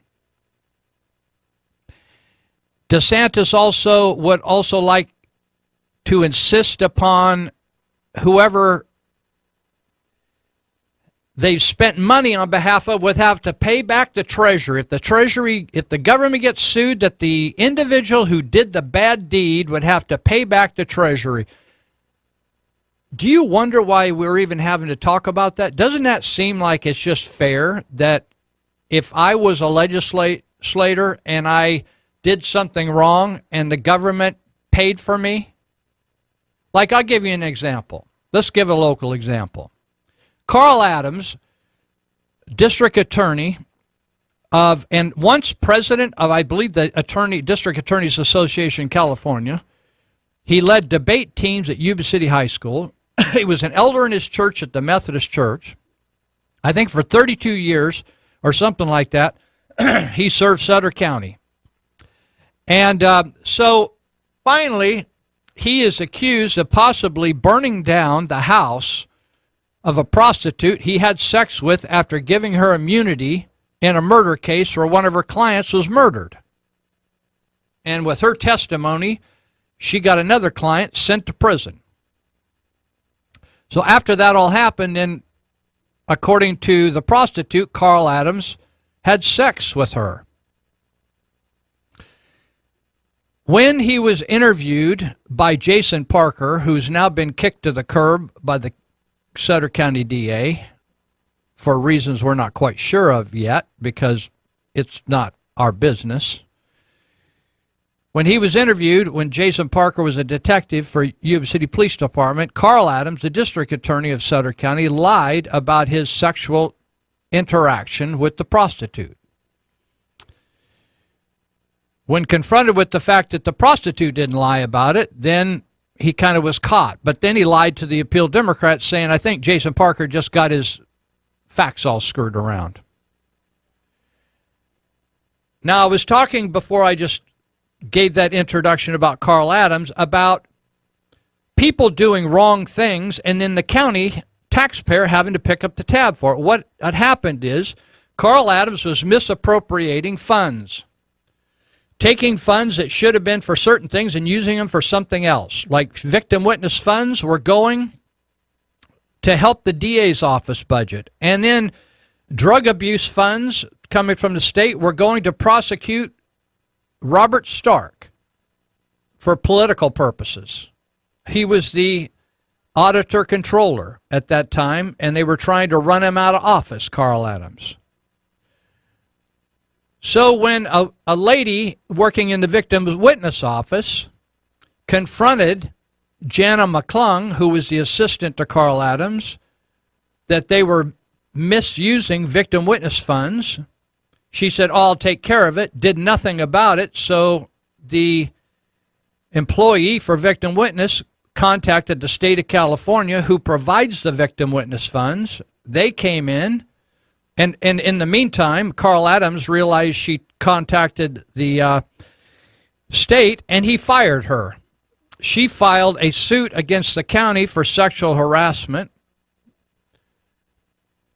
because they were verbally harassing her and making sexual comments to her. And they paid her off with $150,000 of taxpayer funds. Carl Adams should have been in this new if this ever becomes law all the way down to the county level, Carl Adams then would be responsible to pay the county back that $150,000 because it was his fault that the county got sued. You see what I'm getting at? Now, this is how bad the county of Sutter has been corrupt. They're not the only county, but it's the one I've been involved in, Yuba and Sutter County. That's where I've been living for most of my whole life.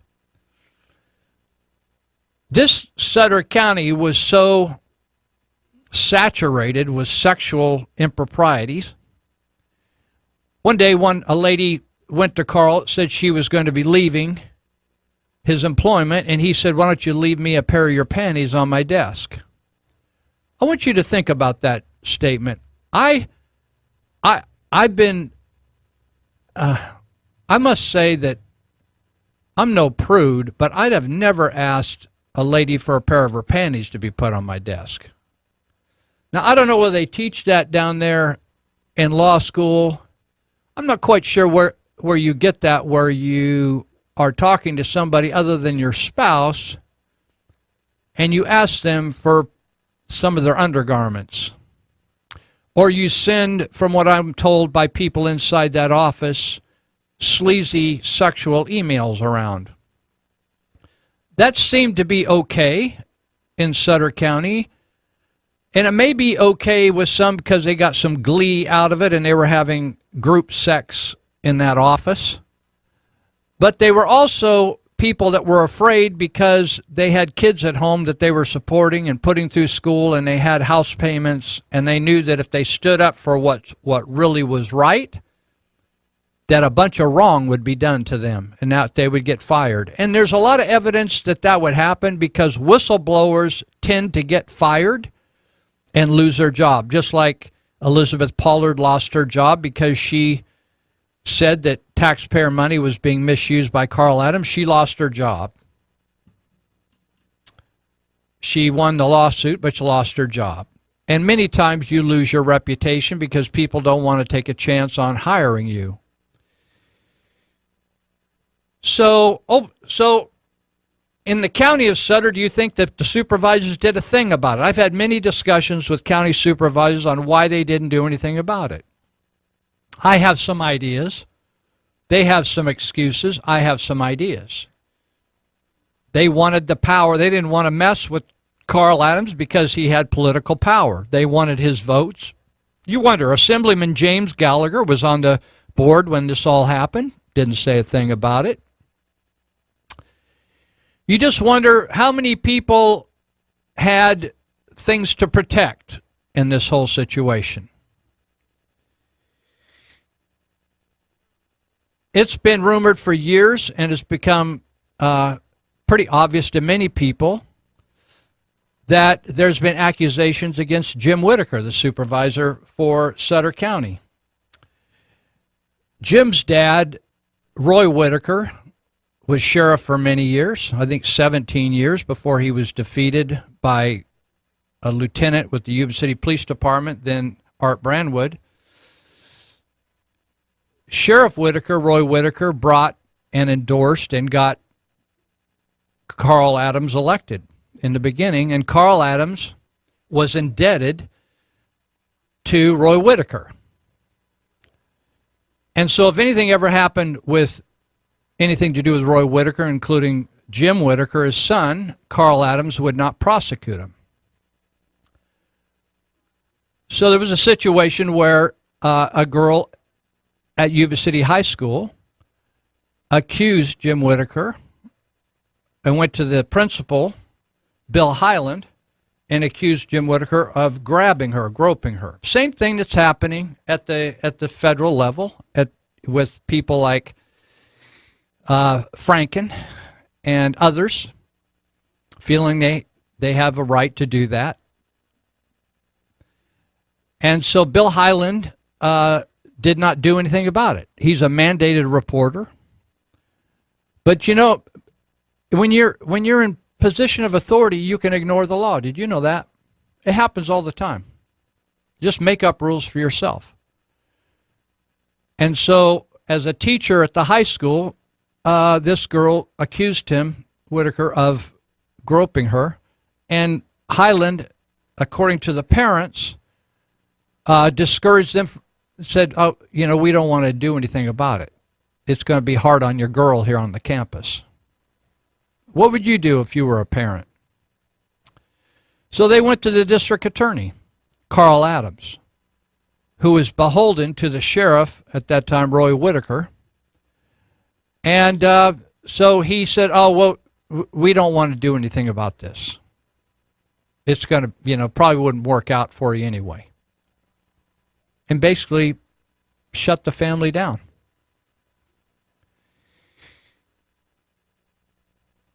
Other people have brought accusations also at the school. How many times do you think that's going to happen before people aren't willing to come forward? You wonder why Franken went on for years, and then finally one person came forward, and then 2 people came forward, and then 3 people and 4 people. I think we're up to 7 on Franken. And he's actually not denied any of it. He kind of, in his, what I thought was going to be his resignation apology speech, he did neither. He kind of blamed Trump. He blamed other people that are being accused, and kind of said, well, it may have happened, but I had a different impression on how it happened. He really didn't. You know, when people apologize, they say, I'm sorry, I did it, I'm sorry, forgive me, right? That's an apology, right? But these politicians don't do that. They just said, well, I didn't think that you cared. I didn't think that that mattered, or your perception of what happened is different than me, or yeah, that may have happened, or I can't remember. There's thousands of people I've taken photographs with, right? I've read a number of articles about teachers fondling students, and so law enforcement can get involved. Like the judicial system can get involved, but even when law enforcement doesn't get involved, the school can get involved and dismiss a teacher and go through the union and deal with that situation and dismiss someone for inappropriate behavior, right? Without any prosecution of the person. But in this case, neither was done. No prosecution, because we have a DA that just passed on that. In fact, it's interesting that the Appeal Democrat was so clueless. After Carl Adams gave immunity to the prostitute and then was accused as possibly being a perpetrator in burning down her house because of jealousy, the Appeal Democrat wrote that that was the only blemish in 31 or 32 years of service to the county. They obviously didn't know their butt from a hole in the ground. People inside the office said that it was common for Carl Adams when there was East Indians, Punjabi people, that had a problem, a legal problem, they committed a crime, he could settle it in his office without him going to court. So fascinating. Wondering whether he got some money out of that somehow. Maybe a contribution to his coffer, his campaign coffer.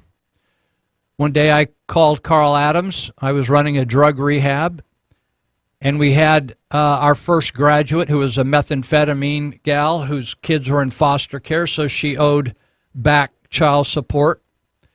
And so we got her first job at near minimum wage, and we're going to phase her out of the program into her own apartment. And so the county assessed going to garnish half her wage. I want you to imagine let's just pretend it's $8 an hour.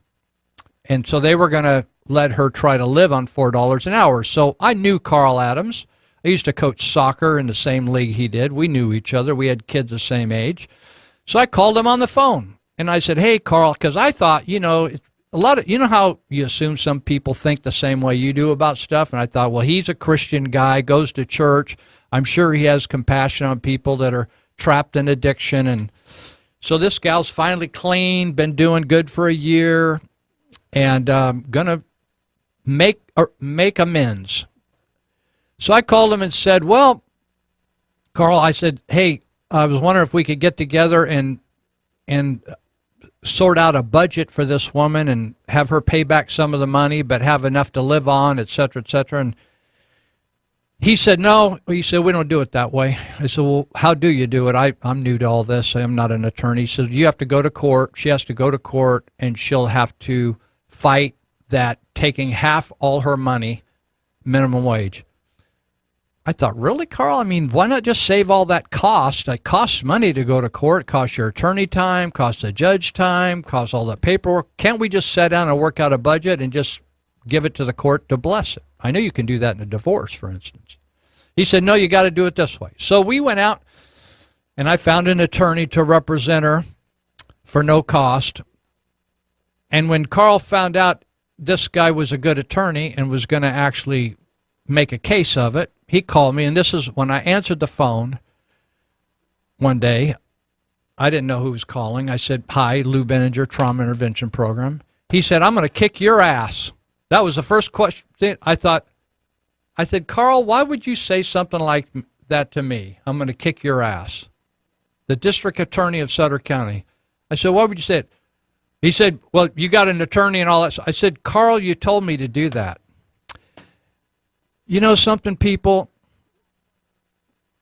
We've had a dirty attorney for 3 decades, and we got people throughout Sutter County that are dirty, that have been protected, and everybody has got their, one day Bob Fischetti was here talking about when he went to work for I don't think he was a clothing retailer or something, and he discovered people were stealing. In other words, employees were stealing from the company. And he confronted a guy and he said, how come you didn't turn these people in? And he realized that everybody was stealing. So everybody had their hand in the till, and so nobody was turning anybody in because everybody was dirty. And so I'm wondering, is everybody over there in Sutter County dirty? Or is everybody too intimidated to stand up for what's right? Won't you stand up for your children, the kids in our community, being molested by an adult? Can't even do that. You think it's more important to be called supervisor or DA or treasurer or something, just your position in the community, or you're involved in Kiwanis and you're not willing to take a stand for right living, right thinking, righteousness? We just want to prosecute people that can't defend themselves, but big people in the community, they give money, their name's well known. We can't touch them. I don't know. I find it concerning when a school can't protect its own children. You know, parents send their children to school and they can't trust that the people that are over them, and did you know that it's a law that you have to send your children to school? That's a freaky thing right there. You got to send them, and you got a molester on campus. Is that something? And then if you want to switch schools, you got to get permission. Did you know you had to get permission from the school district to switch your kid from one? You know, this is communism, people. It's Soviet communism. It's crazy what's going on. You got to get permission from here. You got to get permission. You want to put in a window in your house, you got to get permission. You want to have a business, you got to get permission. You got to get a certificate. You got to pay a fee. You got to have us come down and look around. That's not freedom. That's not free enterprise. There's nothing free about enterprise in this country anymore. Everybody's wanting their hand in your pocket. You send your kids to school, you don't know what they're being taught, or that the guy's keeping their hands off their rear end or their boobs, or messing with them, or saying something lewd to them. Over here in Marysville, we had police chiefs that couldn't keep their hands off the breasts of the women in the office. The chiefs that go out and arrest molesters, and they're molesting the women in the office in the Marysville Police Department. Does that get your attention? No wonder people in jail sometimes are so irate, because they know a lot of this stuff's going on, and they know they did something wrong, but they said, how come I get arrested when the chief does that? Or when the cops are doing drugs. They run into them on the street. They're doing dope. Think about it. I'm not justifying people doing criminal activity. I'm just saying, hey, the people in authority need to at least follow the rules, follow the laws, right? We'll be right back. Santos is saying we need to let somebody else talk for a minute.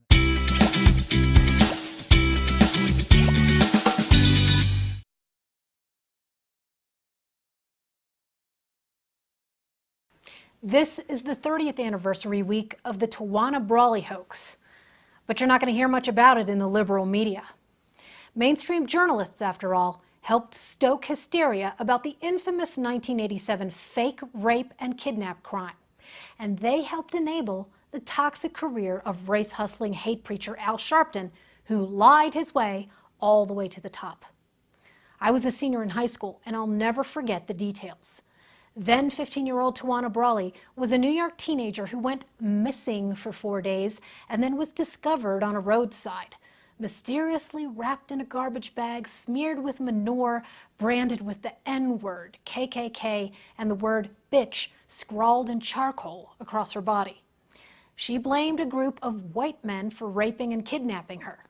She claimed one wore a police badge.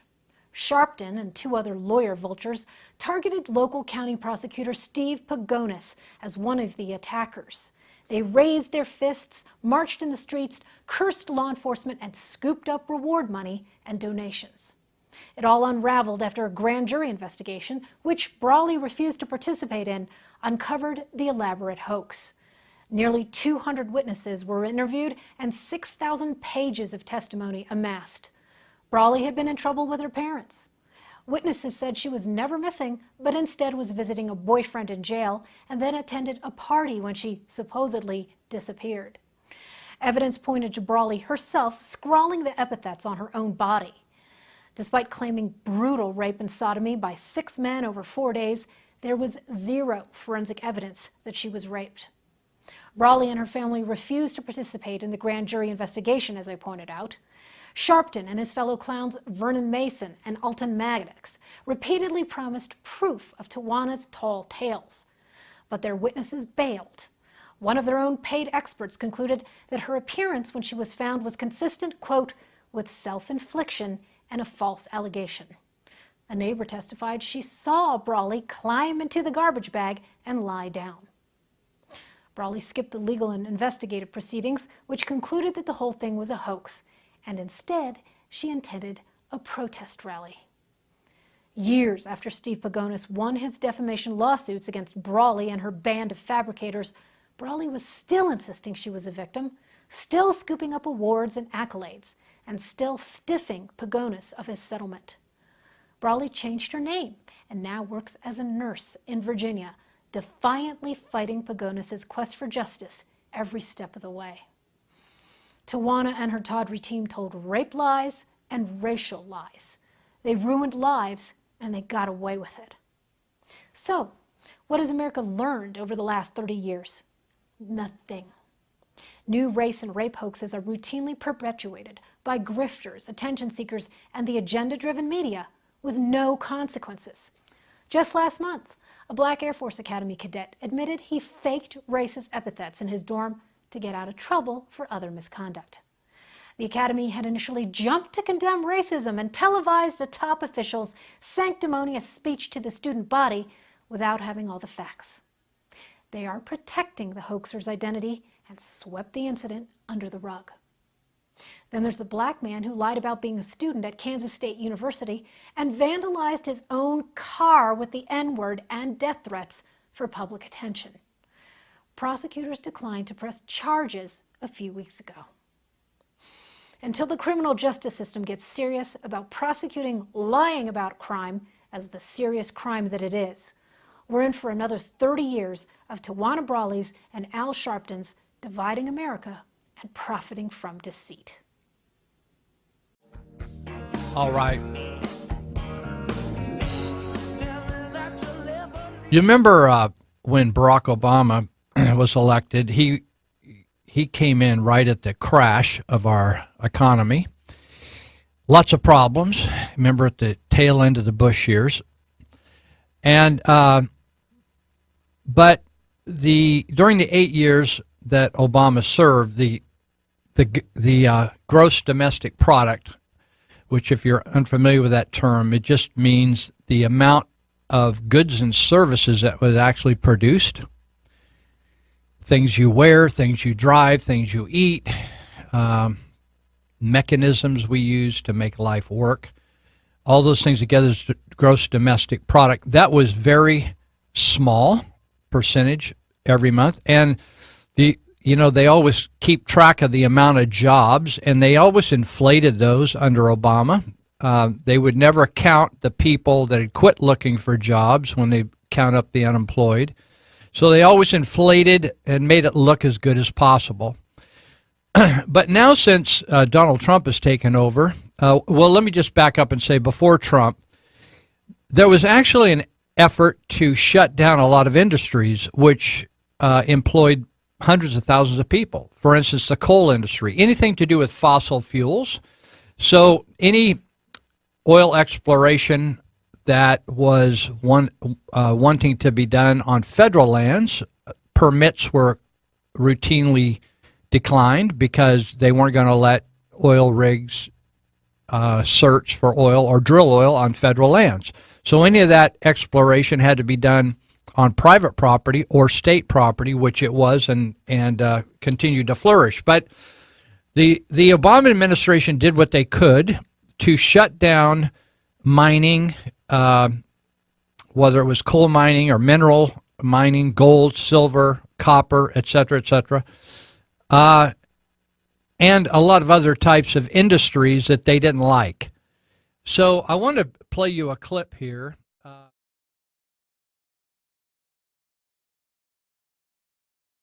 Under President Trump, the U.S. economy continues to surge. Last month alone saw 40,000 new manufacturing jobs. Big number. And that's just one example. But a familiar face is trying to steal President Trump's credit. As we took these actions, we saw the U.S. economy grow consistently. We saw the longest streak of job creation in American history by far. A streak that still continues, by the way. Thanks, Obama. It's a good line. Thanks, Obama. But shouldn't we be thanking President Trump? Here to break it down is economist and University of Maryland professor Peter Morisi. Professor, thanks for joining us this morning. So you're going to see two sides of this argument. Of course, President Obama is going to try to say, I built the ramp for this. This is my surge in the economy. President Trump saying, no, I unleashed the market through deregulation and the promise of tax reform. Who's right? President Trump. You know, President Obama reads from a very simple textbook of democratic economics. All the problems in the world are caused by Republicans, and when the Republicans are in, they cause nothing but problems. In his administration, whenever something went wrong, he blamed the legacy of George Bush. And now, with Donald Trump, is accomplishing something that President Trump just couldn't do. We're going to have 3 consecutive quarters of 3% growth. We haven't seen that since 2004. During the Obama period, they created jobs for sure, but it was a very slow pace, about half the pace as during the Reagan years, which, by the way, was when we last cut taxes and deregulated. Absolutely. Well, Professor, we've got some of those stats that you talked about. We'll put them up on the screen. Almost a 30% increase in stock market value.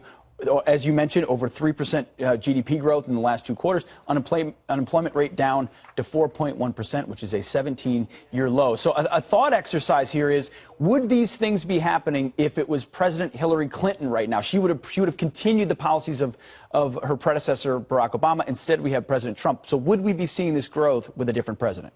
Absolutely not. The whole mantra of the Obama-Clinton presidency and legacy is the notion that we live in an age of limits, that the economy can't grow, that the wealthy are stealing it all, and we have to redivide a limited pie. Whereas the whole notion behind Trumponomics is let's make the pie bigger, let's create more opportunities, let's give everybody a ladder up. I like that optimism, and it's catching on in business. It wouldn't be here without President Trump. Simply, America is open for business again. The government is no longer hostile. I mean, at the rate we were going with Barack Obama, before you know it, it would be about as exciting here as North Korea. Quick final thought here. We only have a moment. 3% growth is where we're at. Where do you see us growing to? Is it 4, 5, 6? Some have said 6%. What do you think? Well, no, we're not going to grow at 6%. 4% growth is possible during most quarters if we get some more initiatives beyond the tax cuts. We're going to have an infrastructure program. We're going to have meaningful immigration reform. And we're going to have some reforms in how we spend the money that we have. We're spending far too much on entitlements, which is discouraging people from working. We need to find ways to enable people to get back out into the labor force. If we do those things, and they're on the list, if we work down the list, I'd like to know, what are the Democrats going to do when all this growth kicks in? And what are they going to do come May when people have more money in their paycheck and the economy's growing? It's true, Professor. Do they get on the wagon and help us get there? That becomes a tough campaign sell when the economy's growing. Thanks for joining us, Professor. More Fox and Friends on the other side. The fact is that jobs have been huge since Trump had taken over. And it's amazing. It seems like it's been years since Trump took over, but it hasn't even been 1 year. Do you know that? And just in that short period of time, we have had more jobs created since, I think, 2000. That's 17 years ago now. It's been amazing. And so entire industries have been put back to work by reducing regulation, whether it's regulation on water issues or carbon footprint or whatever. We're not talking about polluting their environment. We're talking about putting the desire to create regulations under the Obama administration. It actually just shut down entire industries. So the coal industry, they've gone back to work.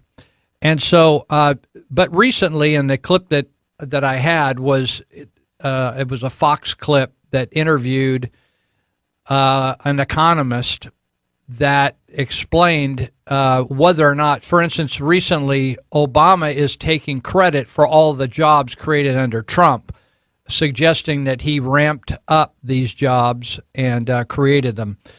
So the fact is he didn't, and but I'm just going to move on since we don't have the clip. So I'll leave that at that. You'll have to just trust me on that. I want to go back and talk about government waste. I started off this morning talking about Yuba County wanting more money. Marysville got away with it and is screwing the people of Marysville and anybody passing through Marysville for 1% tax. If you live in the city of Marysville, if you buy a car anywhere in the world, you'll have to pay that extra 1%, which is no small figure. On a $40,000 car, it's $400. So it's no small amount, and you can't get out of it by buying it out of town because DMV fees or the use tax is added depending on where you live, not where you buy. That's not true if you go buy some auto parts and you buy them in Yuba City. It's 1% cheaper just because of the tax. And so what I wanted to talk about is government waste. And so Tom Coburn, for years, he was I believe Coburn was a gynecologist, and he got elected to be a senator, I believe, from the state of Oklahoma. And Coburn served for many years and began putting out a book called The Book of Waste, or called The Waste Book. And it was so popular and got so much attention on highlighting the things that are almost hard to even imagine and believe that government would have the gall to spend our money this way. But I'm convinced that government officials have no conscience, and they don't really see it as your and my money. They see it as just money, and money that they get to spend. And therefore, let's spend it this way or let's spend it that way. And they go to Congress with the idea of, I'm going to get some of that money for my area, even if it's stupid reasons. So when Coburn retired from the Senate, Jeff Flake, another senator from the state of Arizona, took it over. And he puts out the Waste Book now. And, of course, he's now going to end his term and not going to run again. But maybe someone else will pick it up. But I wanted to highlight some of the things, too, because I think at the local level, you just assume, hey, I know the CAO. Hey, I know the treasurer. Hey, I know that supervisor. And they wouldn't do anything that wasn't really smart and efficient and effective. They would really be watching their nickels and dimes, right? But I just want to give you a sense of how things are corrupted. So in the Waste Book, called the subtitle is Porkymon, not Pokemon, but Pork Pokemon Go, Wastebook Pokemon Go. This was put out in late 2016. The National Eye Institute spent, this is your money and mine, $300,000 to study boys and girls playing with Barbie dolls. Researchers literally were playing with dolls to prove what every child already knows. Girls are more likely to play with Barbie dolls than boys, according to Flake. The National Science Foundation also spent $450,000 to research whether dinosaurs could sing. I think dinosaurs were still, the last couple were around the Browns Valley area when I was born and raised, but I've never heard a dinosaur sing. I don't know whether anybody on Earth has heard them sing before, but they spent $450,000 to research whether they could sing, and another $1.5 million to analyze what happens to fish if they themselves end up on a treadmill. Honestly, people, you can't come up with this stuff on your own. In a joint program between the National Science Foundation and the Department of Defense, researchers spent $460,000 to have computers binge watch the television show Desperate Housewives in an attempt to predict and understand human behavior. I won't get into the weeds on any of these because there's a lot of them.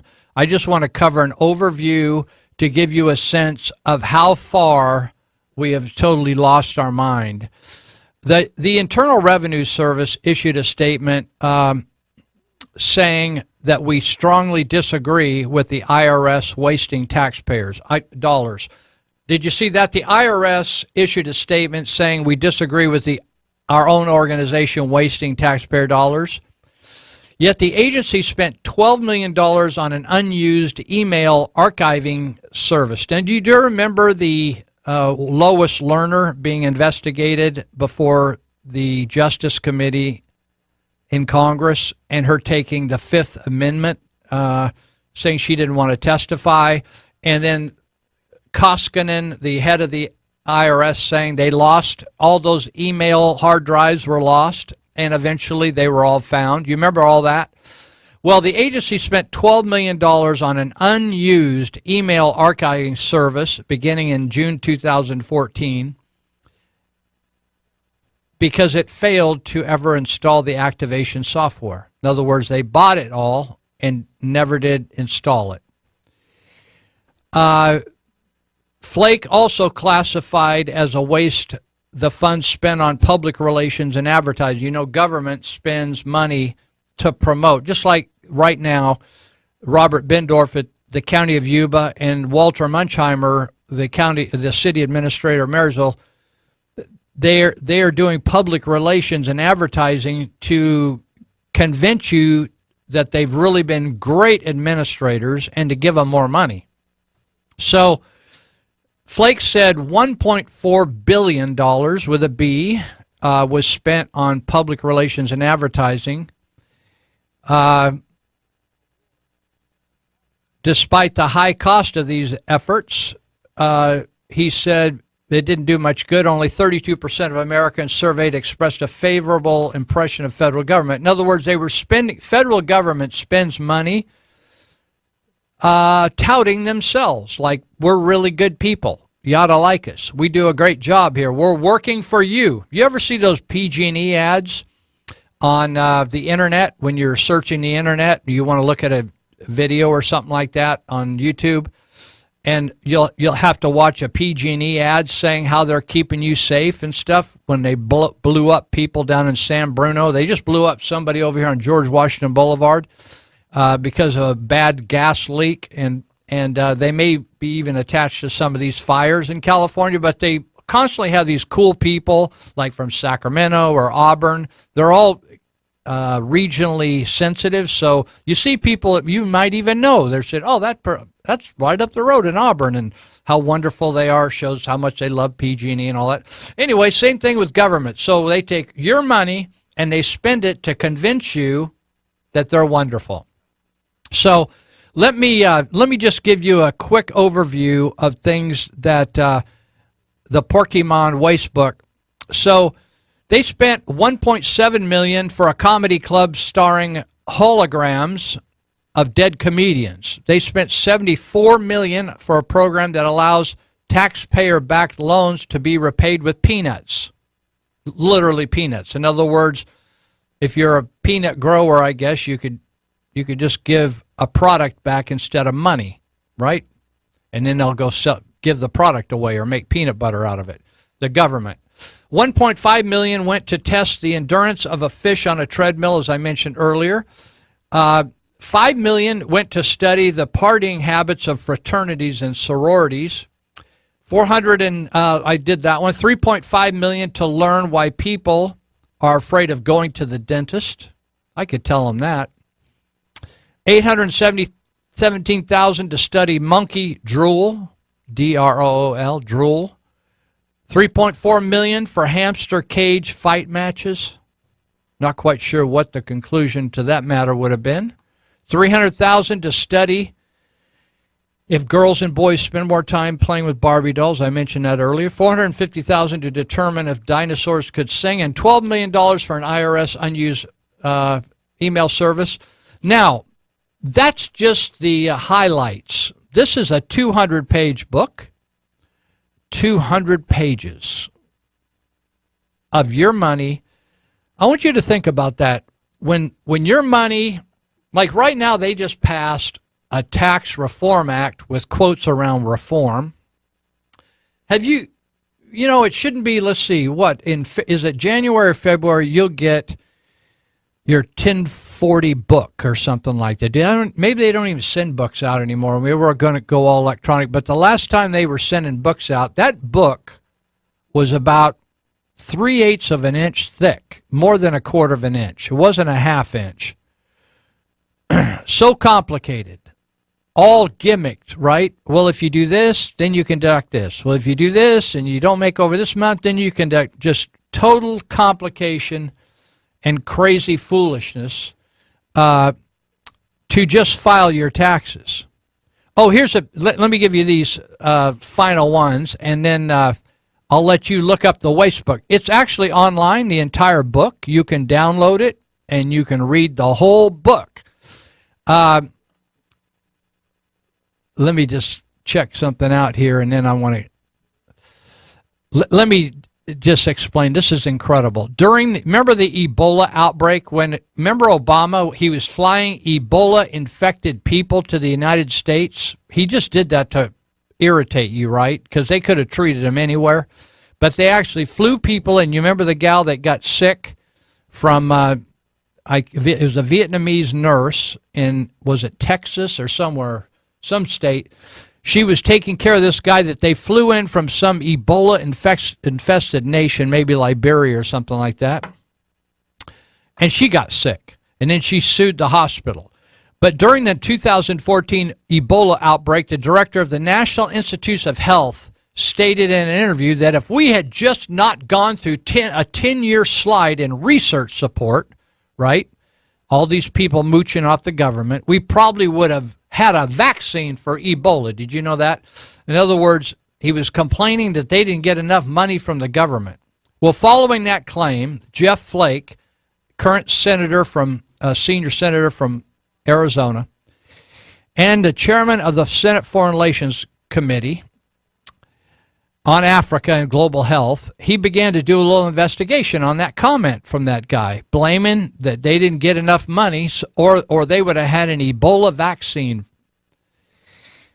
And he found that the agency, the National Institute of Health, had actually spent $32 billion of our taxpayer money. That's their annual budget. And that search of this guy complaining that if they would have just given them more money, they would have had an Ebola vaccine. Here's what they spent $32 million, billion with a B. These are projects. Why some people see Jesus' face on toast. You know toast? When you take bread and put it in that little thing and it toasts it? Toast. I guess some people I've never seen Jesus' face on toast or any other kind of meal I was eating. But they spent $3.5 million studying that. And then why drunk birds slur, or if they do, slur when they sing. You know how we slur when we get drunk and try to sing? Do drunk birds do that? Does cocaine make honeybees dance? So $5 million for the birds, $243,000 for the bees. How about this? What type of music do monkeys and chimpanzees prefer to listen to? That costs us $1 million. Why is yawning contagious? That's another $1 million. This is the National Institute of Health. So, within the budgets of the National Science Foundation and the Department of Defense, Flake found more questionable studies that sought to answer questions such as, where does it hurt most to be stung by a bee? 1 million. Why does walking with coffee cause it to spill? 172,000. Are cheerleaders more attractive in a squad or on their own? 1.1 million. Who will be America's next top model? 2.9 million. What makes goldfish feel sexy? 3.9 million. Think about that for a second. When you hear congressmen saying, if we have tax reform, people will die, and we're spending money studying the sexual behavior of goldfish and cheerleaders and who the top model is and what type of music monkeys like and does cocaine make a honeybee dance? Are you wanting to believe these people that say people are going to die because we have tax reform and we're cutting taxes? The other fascinating thing to me is this concept that we can never cut the taxes on rich people. You can say that another word. We can never cut the taxes on people that pay the taxes. Do you know that almost 50% of Americans, adult Americans, don't pay any tax? I'm talking about income tax. They don't make enough because of all the deductions, etc., to pay any income tax. So that means they live in America, are protected, collect welfare, get all the benefits, WIC, Section 8, da-da-da-da-da, all these benefits, hundreds of thousands of dollars in benefits, free education, and pay no tax at all, income tax. But then they complain if people that pay income tax get a cut in taxes. If that isn't what they call class warfare, I don't know what is. So we're going to take a break, and we're going to be back to land this plane.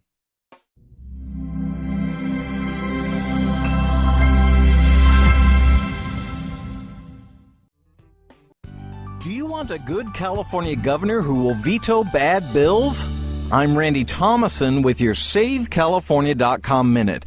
In 6 short months, every candidate for California governor will be eliminated, except the top 2 that survive our dysfunctional jungle primary. And it looks like the top 2 will be liberal Democrats Gavin Newsom and Antonio Villaraigosa, unless Republicans coalesce around one conservative candidate. A new poll has Republicans John Cox at 9% and Travis Allen at 6%. If either man drops out, the remaining Republican could inherit a combined 15%. Then in light of 30% of voters being undecided, he could fight hard to surpass the second-place Democrat and win a spot in the November election. See what you can do at SaveCalifornia.com, fighting the good fight for your values in California.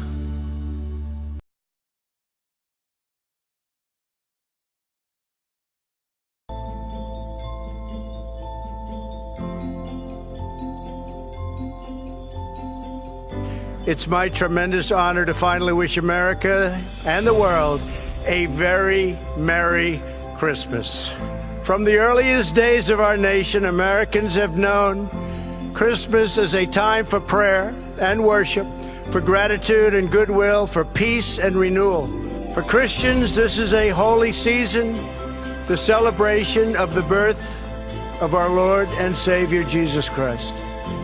The Christmas story begins 2,000 years ago with a mother, a father, their baby son, and the most extraordinary gift of all, the gift of God's love for all of humanity.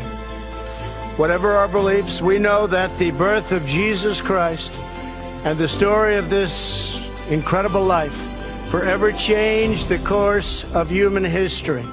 At Christmas time, we recognize that the real spirit of Christmas is not what we have, it's about who we are. Each one of us is a child of God. And so this Christmas, we ask for God's blessings for our family, for our nation. And we pray that our country will be a place where every child knows a home filled with love, a community rich with hope, and a nation blessed with faith. God bless the United States of America. Thank you very much. Merry Christmas, everybody.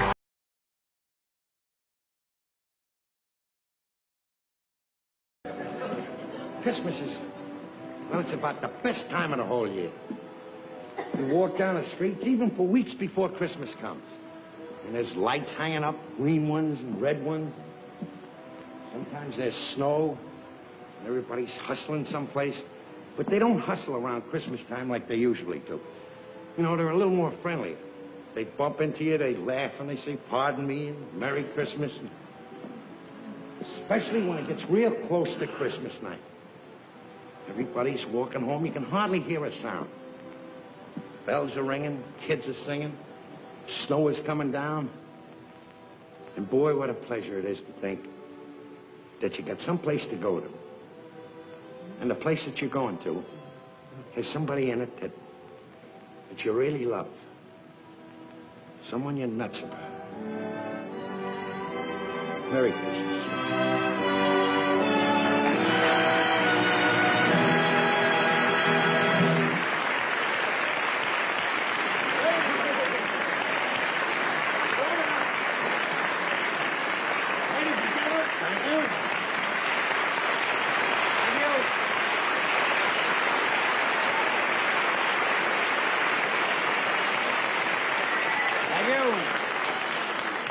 Ladies and gentlemen, we usually don't step out of character, but tonight I think it proper that Mr. and Mrs. Cramden and Mr. and Mrs. Norton wish everybody a Merry Christmas. Would you come in there, Nortons?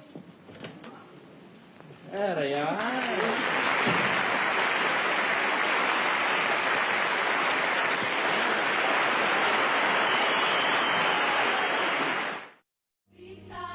All right. That's the Brooklyn Tabernacle Choir. If you ever desire to go to New York, the place you need to go if you skip everything else is Brooklyn Tabernacle. It's an amazing church. I was went with a team to Queens, New York one time to work on the streets for a week with people, addicts and stuff. And so I took time to go to a church in Harlem one Sunday, and then the middle of the week, the guy that ran the operation he was one of the leaders of Elam Bible Institute in upstate New York. Anyway, he took, I went with him. He was going to speak at Brooklyn Tabernacle. So I tagged along with him, and I got to hear this choir. And if you ever get a chance to go to this, one of the great churches in the city of New York, in Brooklyn, of course, Brooklyn Tabernacle. So they got some amazing singers. You know, one thing about New York, because there's so many plays and professional musicians there, in the churches of New York, big churches like in the one in Harlem, a lot of the people are professional jazz players and playing in the worship group. So pretty cool. I wanted to finish by just making a few comments about all this discussion about deferred action for childhood arrivals, DACA. You hear this DACA, and or you hear this term dreamers, which sounds very good and wonderful, and how wonderful these people are that are in this country. What's left out of it is they're illegal. And I'm getting ready to go to Vietnam, and so every time I go to Vietnam, I got to make sure I have a current visa. And if I don't have a current visa and I get there in the airport, they'll just turn me around and say, get on the next plane and leave. That's it. It's pretty clear. Or you get picked up in Vietnam without proper paperwork, or communist China or Laos, and they will just they'll incarcerate you. It's not a very complicated thing at all, but straightforward. So these people, I'm going to cover some facts here. There's a lot of misinformation about dreamers. That's a term that Obama administration came up with. The Obama administration came up with this concept of deferred action for childhood arrivals. In other words, they're illegal, but we're still sorting out what we're going to do with them, because they couldn't arbitrarily make a decision to give them amnesty without Congress involved. And remember, Obama did lots of stuff he just did with a stroke of a pen, said, I don't need to go to Congress, right? So there's a guy that writes for the Heritage Institute, and his name is Hans von Spakovsky. The cool thing about Hans is he's very bright. And he writes about this and kind of parses out the details of it. Said, Democrats portray DACA program as only benefiting those who were a few years old, tiny little kids, when they came to the U.S. illegally, leaving them unable to speak their native language and ignorant about their old country's cultural norms. Therefore, the reasoning goes, it would be a hardship to return these illiterate people that belong to no country. In other words, they belong more to the U.S. than they belong to their home country, right?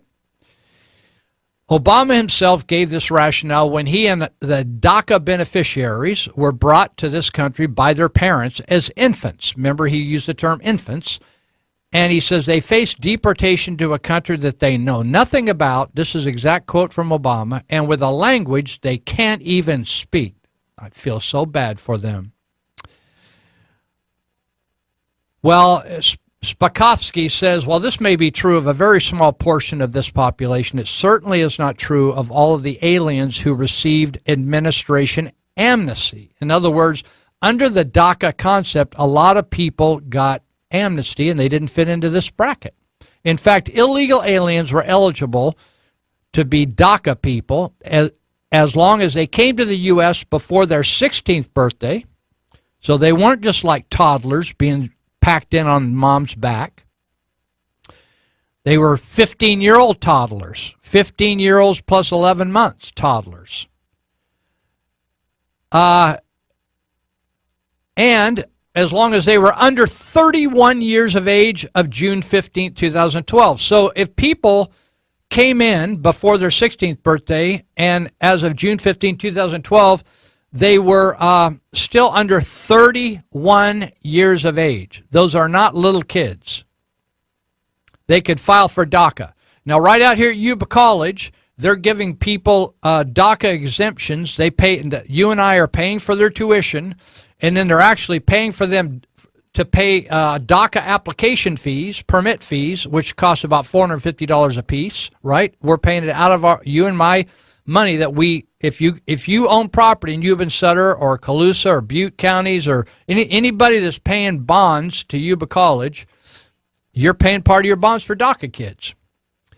So it says DACA also required that beneficiaries enroll in school, graduate from high school, obtain a GED certificate, or receive an honorable discharge from the military, have no conviction for a felony or significant misdemeanor, or 3 or more other misdemeanors, minor misdemeanors, and not pose a threat to national security or public safety. So in other words, they had to be a good citizen even though they weren't citizens, right? So you and I, if you were born here or became a citizen, we could commit all the crimes we want, and they can't throw us out of the country. We're stuck here. We're here to stay. But if you're not a citizen of this country and you commit a crime, the government can ask you or just tell you you're moving, right? We're flying you out, we're bussing you out, we're sending you over the border somewhere. However, the Obama administration didn't follow its own rules. They routinely waived the education requirement, Only 49% of DACA beneficiaries, remember these little tiny kids when they came in, that now could be up to 31 years of age as of June 15, 2012. Only 49% of them have a high school education, despite the fact that majority are adults. Then, how thorough were they vetted? Remember, they had to have a clean background, no crimes, right? In February 2017, after the arrest of a DACA beneficiary for gang membership, the Department of Homeland Security admitted that at least 1,500 DACA beneficiaries had their eligibility terminated due to criminal conviction, gang affiliation, or criminal conviction related to gang affiliation. Then by August 2017, that number of DACA people had surged that had their eligibility terminated because they're criminals to 2,139 people.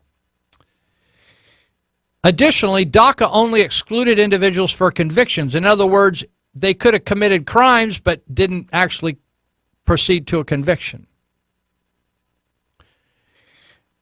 and still stay.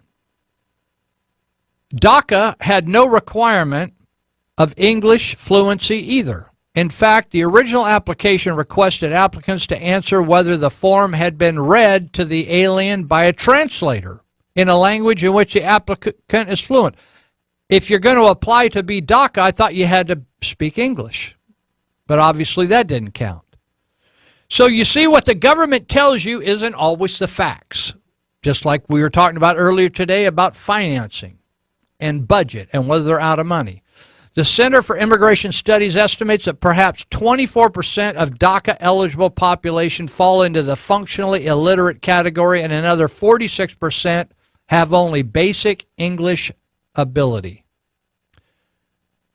It's a far cry, isn't it, from the image of DACA beneficiaries as all children who don't speak the language of their former country.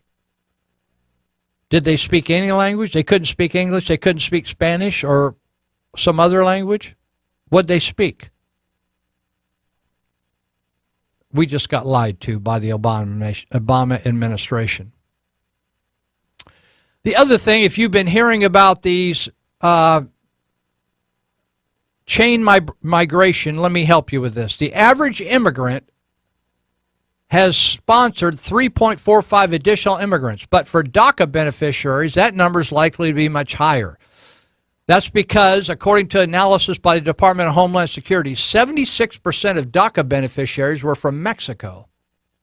Mexican immigrants sponsor an average of 6.38 additional legal immigrants. That's called chain immigration. One person gets in, as soon as they get in, then they say, I'm the reason that all these other people need to come in because you let me be a citizen of this great country, now I'm separated from a whole family. You screwed my life up. It's the highest rate of any nationality for chain migration. That's why the president wants to end chain migration. Before I go on, I wanted to mention again a couple sponsors. Oh, I want to mention again, I didn't even mention this today. Law Enforcement Pi Day is coming up next Sunday, a week from tomorrow, December 17th, Sunday. And what that is, if you're not familiar with it, is if you donate $10 towards Stevens Farmhouse, they bake a lot of good stuff, plus they sell some farm produce out on 6219. I call it Highway 99. They call it Sawtell. It's on the way to Sacramento from Yuba City, south of town. You can give $10 and they will bake a fresh pie of a variety of different flavors, and they will deliver it to a law enforcement person from one of 4 counties, Yuba, Sutter, Colusa, or Butte. They're going to have a big event a week from tomorrow at 9 in the morning, going to serve breakfast over at the Veterans Center in Yuba City at the corner of Butte House Road and Civic Center Boulevard. And then they're going to present pies to all these folks, maybe 1,200 pies, something like that. And then any money left over, they're going to donate to the Cascade Fire victims up there in the foothills. of Yuba County, which will be really cool. Last year they raised over $7,000. They gave extra. They made extra. People just donated to the cause, and they gave it they gave the pies to law enforcement, but the cash they gave to an operation called Restoration Railroad to fight human trafficking. This year, maybe about that much money will go to the Cascade Fire victims, which they could use some help up there. So if you want to get in on this and say you'd like to do something, say something kind to law enforcement, you could, if you don't know how to reach out to law enforcement, you just say give $10 to Stevens Farmhouse or more. And you can do that by calling 673-0406, 673-0406, and hooking up. Drive down there. They might even take your credit card over the phone. If you mail something down there, you can mail something to Stevens Farmhouse at 6219 Sawtell, Sawtelle, Yuba City 95991. And that'll be good. And this should be a great event. This is the third year they've done it. Jeff and Cherie Stevens are good folks, and they God bless them for coordinating this good effort. So another reminder that the Sutter Buttes Tea Party Patriots will not be meeting until the 14th of January because their normal meeting date of the 1st and 3rd. Oh, wait a minute. I said the 14th of January. It's the 15th. Sorry. 15th of January. The 14th is Sunday. So because they're the first of the month is actually New Year's Day. That ain't going to work. So the 15th, they'll be back in business on the third Monday of the month. And at 6:30 at Church of Glad Tidings. Go check that out and get involved. Start off the year. You know, one thing I know is we always have tip training in February, which we're going to do this year. Late February, the last Thursday of February, we're going to launch. And the reason we do that is people kind of do New Year's resolutions. They kind of, after they got done with all the holidays, things mellow out, quiet down, and they can start off new stuff, add new stuff to their life. So maybe a new thing would be you getting involved with the Sutter Buttes Tea Party Patriots. That would be cool. And get active in our community. Learn more about it. You can't really do much unless you know what you're doing, you know what's going on. They will help you do that. So on the 15th, you could go to your first meeting. And then if you want to get involved with TIP, you can dial us up at 673-9300. You've heard a commercial or so today about that. If you want to go out on 911 calls and help people, you could check it out. In late February, the last Thursday of the month, we're gonna launch that operation, and so let's see. I think it's the 22nd, maybe, of the month. You can look it up on our website at yubasuttertip.org, yubasuttertip.org. And let's see. The other thing I wanted to mention is about, you heard that Tammy Laren talk about welfare and jobs, and she's talked about the need for people to go to work. And if you want a job, you want to go to work, you want to go into the security business, you can go to EliteUniversalSecurity.com and check out the jobs there. EliteUniversalSecurity.com, or you could call them up at 749-0280. They do all kind of guard work, but they also have office workers. They got lots of different workers. They got people working on cars. They got all kinds of vehicles, just like law enforcement does. And if you want to take classes to become a guard, or you want to take classes, maybe you want to go into law enforcement, you could check out API Academy. It's API-Academy.com. And check out all the classes and the schooling they got going on. And, just when you get some schooling under your belt, it just opens up all kinds of cool opportunities. And they got classes. Some of those classes just would help you with self-defense, like shooting somebody that's bugging you, like getting how to handle a firearm. Maybe you're a little intimidated, and you're like a female, and you're like, I don't like to go out after dark because I'm afraid. Just get a little pistol. Get you some little training, and you can even learn how to handle pepper spray. You could tase people. You could get it on out there. So API-academy.com or 749-0280. So let's see. Okay. I don't know whether you noticed. I don't know whether I can find this really quick before we shut down here. But Mitt Romney, who isn't serving in any political office, is running around trying to like straighten everybody else out. Did you notice that? And I wonder who is Mitt representing anyway? He's not really a Republican, and anyway, he was down there in Judge Moore's area trying to hose Judge Moore down. Let me see if I can find this. He was telling everybody that they should elect this Democrat, Jones, who's pro-abortion. You notice all these Republicans don't care much. They don't mind abortion, killing kids. I just get a kick out of that. They just don't mind killing kids. Then they got all concerned about other stuff that doesn't make any difference one way or the other. But he's down there trashing Judge Moore, but he ran into an old friend of ours by the name of Stephen Bannon, who is now back working for Breitbart, and Bannon took Mitt on. Did you know that Mitt skipped out on the Vietnam War? So he said, Bannon, you're down here trashing Judge Moore, who actually served in Vietnam, was decorated over there in Vietnam. But it seems that Mitt Romney, he doesn't even belong in Alabama, is down there trying to tell people how to vote and tell how this is going to be a stain on the party, but he accused Mitt of skipping out on the war and going out on one little mission for the Mormon church. I think he went to France.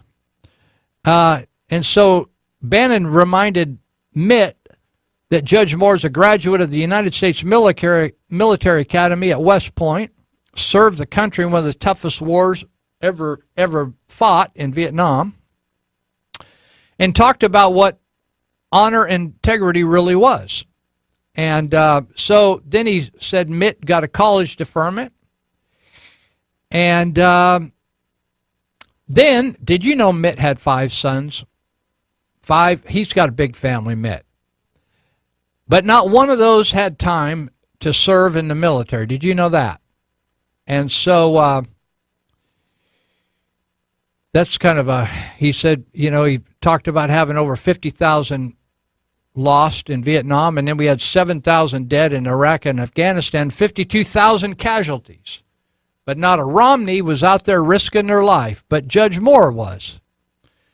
So it's interesting, Mitt Romney, who was just about as weak an individual as you could find. The dude knows how to make money, but we don't need people to know how to make money. You know something? We need honest people who actually want to follow the Constitution. Did you know that Mitt basically created Obamacare for Massachusetts? There's nothing in the Constitution about the government being involved in your health. Did you know that? Or telling you what to eat? Do you remember we talked last week about Michelle Obama telling kids what they had to eat? Forbidding kids to eat certain things. Can you imagine America? We say this is a free country, and we have the president's wife forbidding students in our government schools. They're Soviet schools is all they are. They're just Soviet schools in America, telling them what they can and cannot eat. You can't have, remember that? Schwarzenegger, I think, even removed the sodas off campus, right? And so they can't keep drugs off campus, but they can control the sodas. So so we got Romney running around trying to control Moore. And did you hear that the woman who accused Moore of all these things has now come out to be a full-blown liar? Did you catch that? I don't know whether you caught that deal. I did. I don't know whether I can, how much time I have here.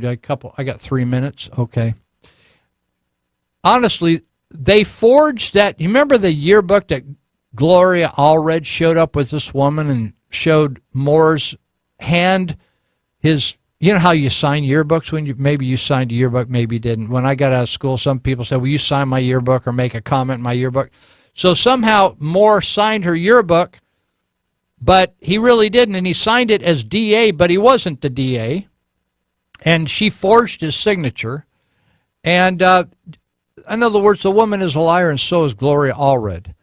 So it's just something to think about. We're not going to get to vote. If you're a Californian and listen to this, you're not going to get to vote on this anyway. But there's a lot of foolishness going on this race. It's funny. I mean, I think women should come out and stand up and take people down. But when people have not done anything, when he's run twice for Supreme Court of Alabama, and they had all that opportunity to come out then, but then just a couple weeks before the election, they come out. It just seems a little odd. I don't know. It just seems odd to me. Maybe he did do something. I don't know. There was less of a spread between ages on him, if anything was true, him and the girl, than there was between Clinton and his girl in the White House. I mean, there's all, the Democrats want to play the double standard thing like crazy. So anyway, we're about ready to wrap it up. I think we got the sports guys coming in here today. They'll entertain you with, they'll clue you in on how to sort out all the sports controversies. I'm just learning about the NFL union, who is basically typical union. They're a bunch of communists, and they support all kinds of things that most of you don't even agree with. They supported Hillary Clinton, the NFL union, the ones that are backing all these guys protesting the national anthem. They're protesting because they don't believe in America, right? They don't want to go to war. They don't want to support any of that. They voted for Hillary, so that's why. Why don't you just, you love football, but you won't know the rest of their life. You don't know what they really believe. You don't want to know that. We're done. We'll see you next week.